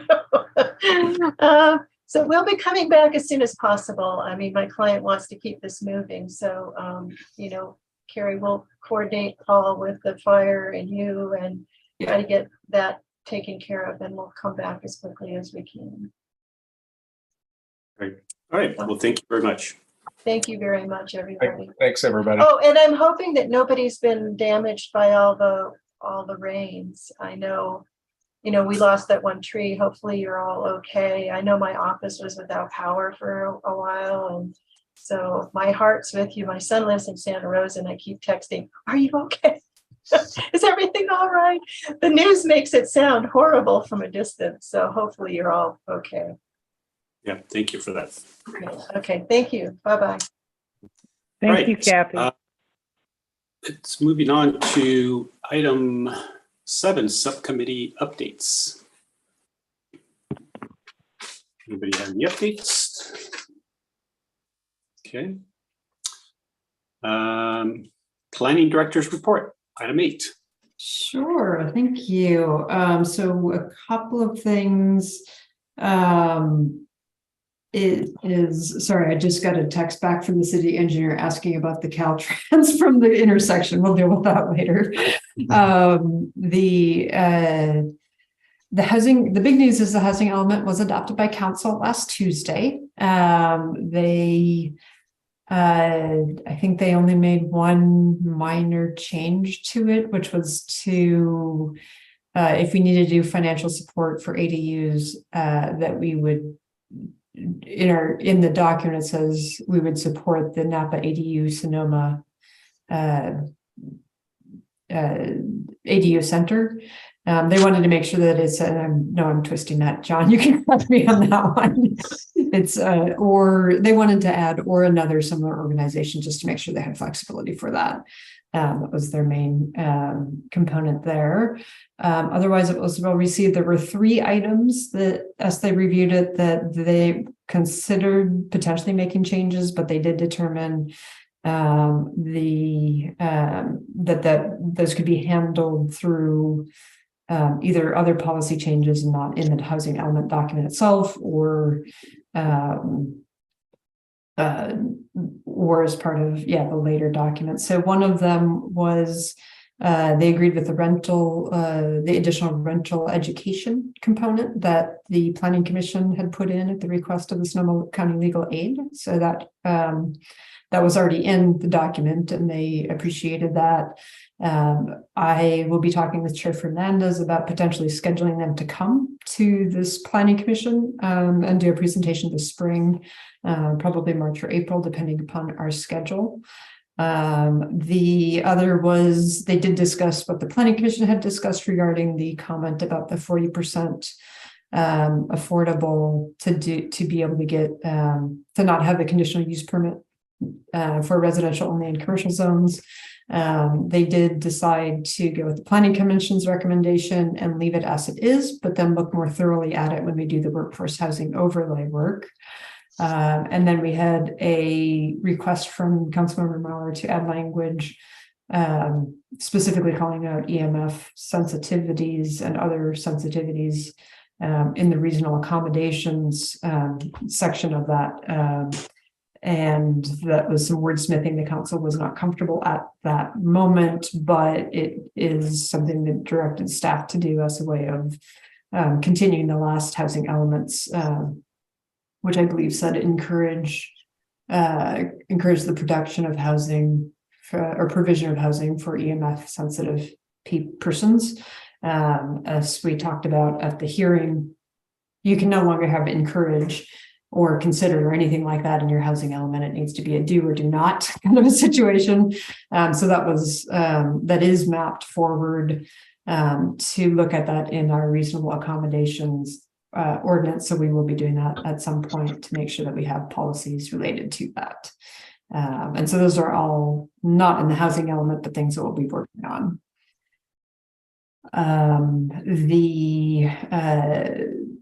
City Council also, since your last meetings, they did hear from the Climate Action Committee on the Climate Action's work plan for the next year or so, and they approved that. This is similar to what we do with the Planning Commission work plan, where the Climate Action Group had done prioritization of the 60 some odd tasks or potential projects in the Climate Action Framework. And they had gotten them whittled down to 20 or so. We had a workshop with them in November when Phoebe Golden was still here. And then they settled on a top 10. One of those is going to be climate. One of them is going to be helping us with the revitalization of the community garden. And so if folks from the planning commission are interested in participating and helping with that, that would be just let myself and John know. They are also doing a climate engagement series. They have their first lecture at the community center with a raffle and some other stuff later this month. So that's definitely something I can get that flyer out to folks, but it's also in your emails and things like that, e-newsletters you might get. And I think that is about it. We do have a design guidelines subcommittee this Thursday to talk about the objective design standards. And John, I feel like I'm missing something, but maybe it's just Welcome the housing back element. to Commissioner Ottinger, been reappointed. Oh, yes, thank you. Thank you. We have Kathy Ottinger as a commissioner for another 4 years. Thank you so much, Kathy, for signing on for that. The council had only great things to say about Kathy when they did her appointment. And we do have interviews for both the Design Review Board and the Climate Action Committee coming up. I believe it's the first meeting in February 7th. And our Public Art Committee at that same meeting will be doing sort of a report or an introduction to the new council, as well as recommending a new site for their next commission. They're looking forward to that. And that is the site that they're hoping we can utilize and that they're recommending we pursue is just, oh my goodness, I'm just going to show you where it is because on the screen because it's hard to describe, but it's just south of the Joe Rodota Trail across the street from the Hop Monk. There is a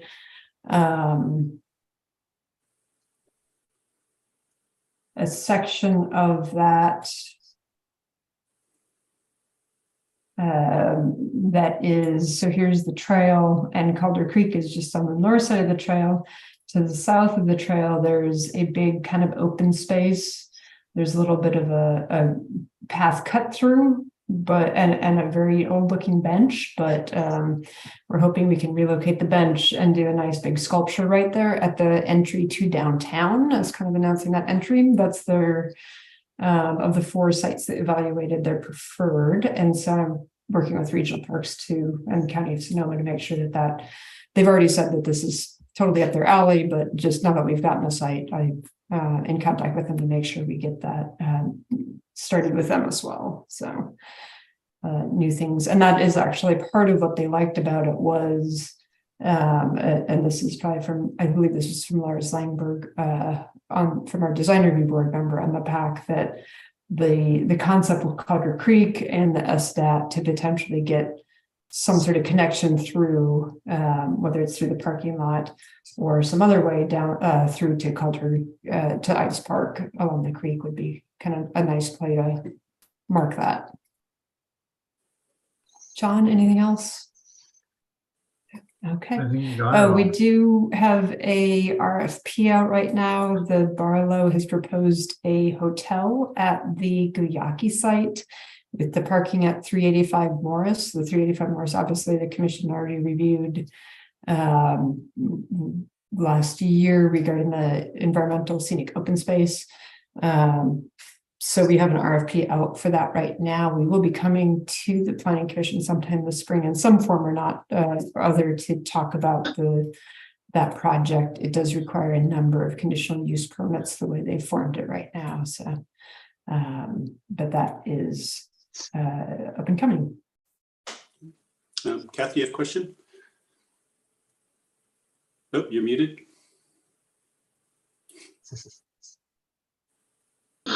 I was going to say that I was really pleased to hear that location at the beginning of the Joe Rodota Trail across from Hop Monk will be maybe revitalized, because it was one of the trailheads that I considered a park that I studied when I went and looked at everything, and it was really sad. So I'm glad to know that something might happen there.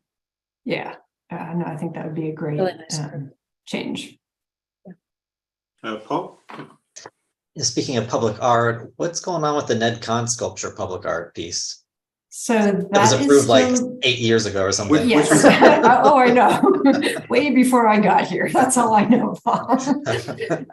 So they have revised the site. The I don't know if I've reported to this in the past. It was originally supposed to go at the, I'm just going to show you again as well because it's a little bit easier. It was originally scheduled to go, I think, on either side of the new Caltrans bridge. Yeah.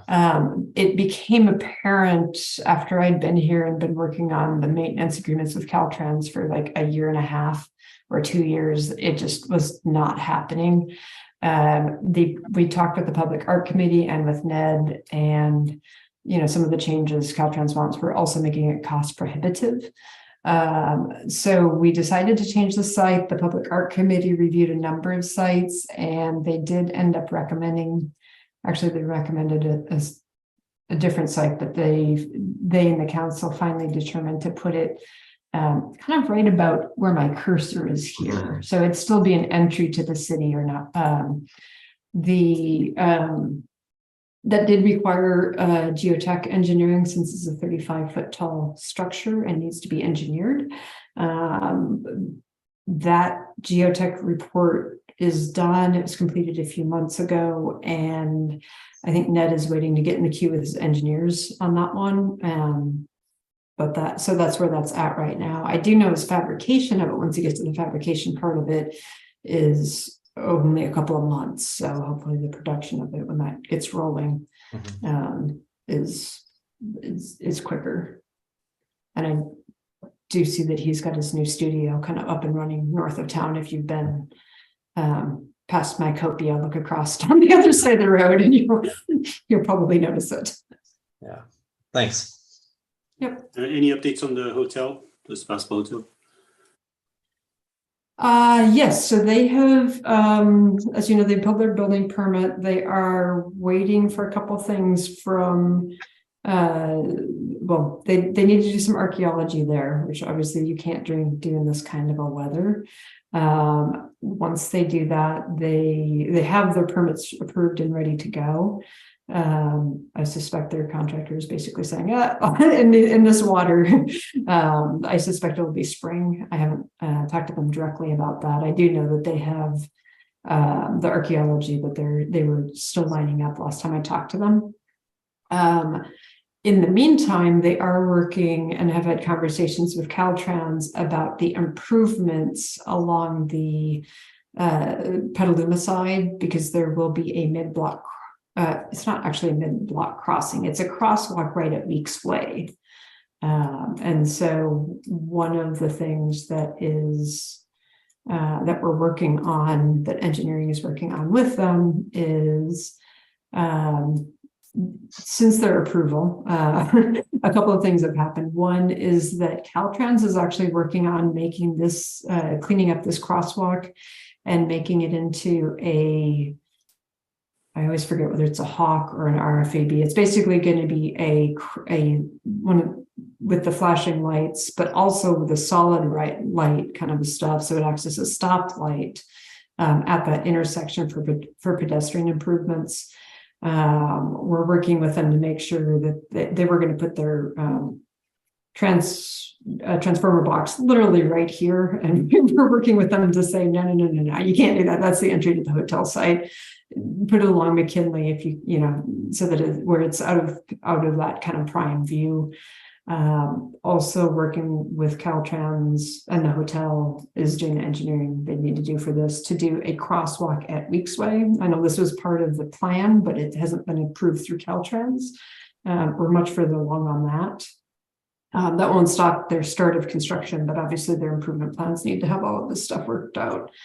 And then the other thing that is under consideration is removing this crosswalk because of safety issues and strengthening the crosswalk along this way. The removal of this crosswalk, part of it would also be in conjunction with the city is trying to get Caltrans to give up this right of way where that parklet is, and so that can become not street anymore and become more permanent in some form or another. It helps this would be the only crosswalk here. This one would be removed there would be a new crosswalk at Weeks Way, and then Caltrans is improving this crosswalk. So a lot of infrastructure around that particular project, so it's pretty complex. Probably more than you wanted to know, Everett, but that's, actually, there's a lot of moving parts with it. Yeah, no, it's all good, all good stuff. Every time I cross McKinley, you know, and you got the cars coming from all kinds of different directions, and you just kind of look around, I know that's coming, so that's great. Yeah. All right. If there's nothing further, I will move. I'm going to adjourn the meeting. Looks like Thank Debbie you has all. her hand raised. Good Or work. you're just saying goodbye. Hey, Thank you very much. thank you.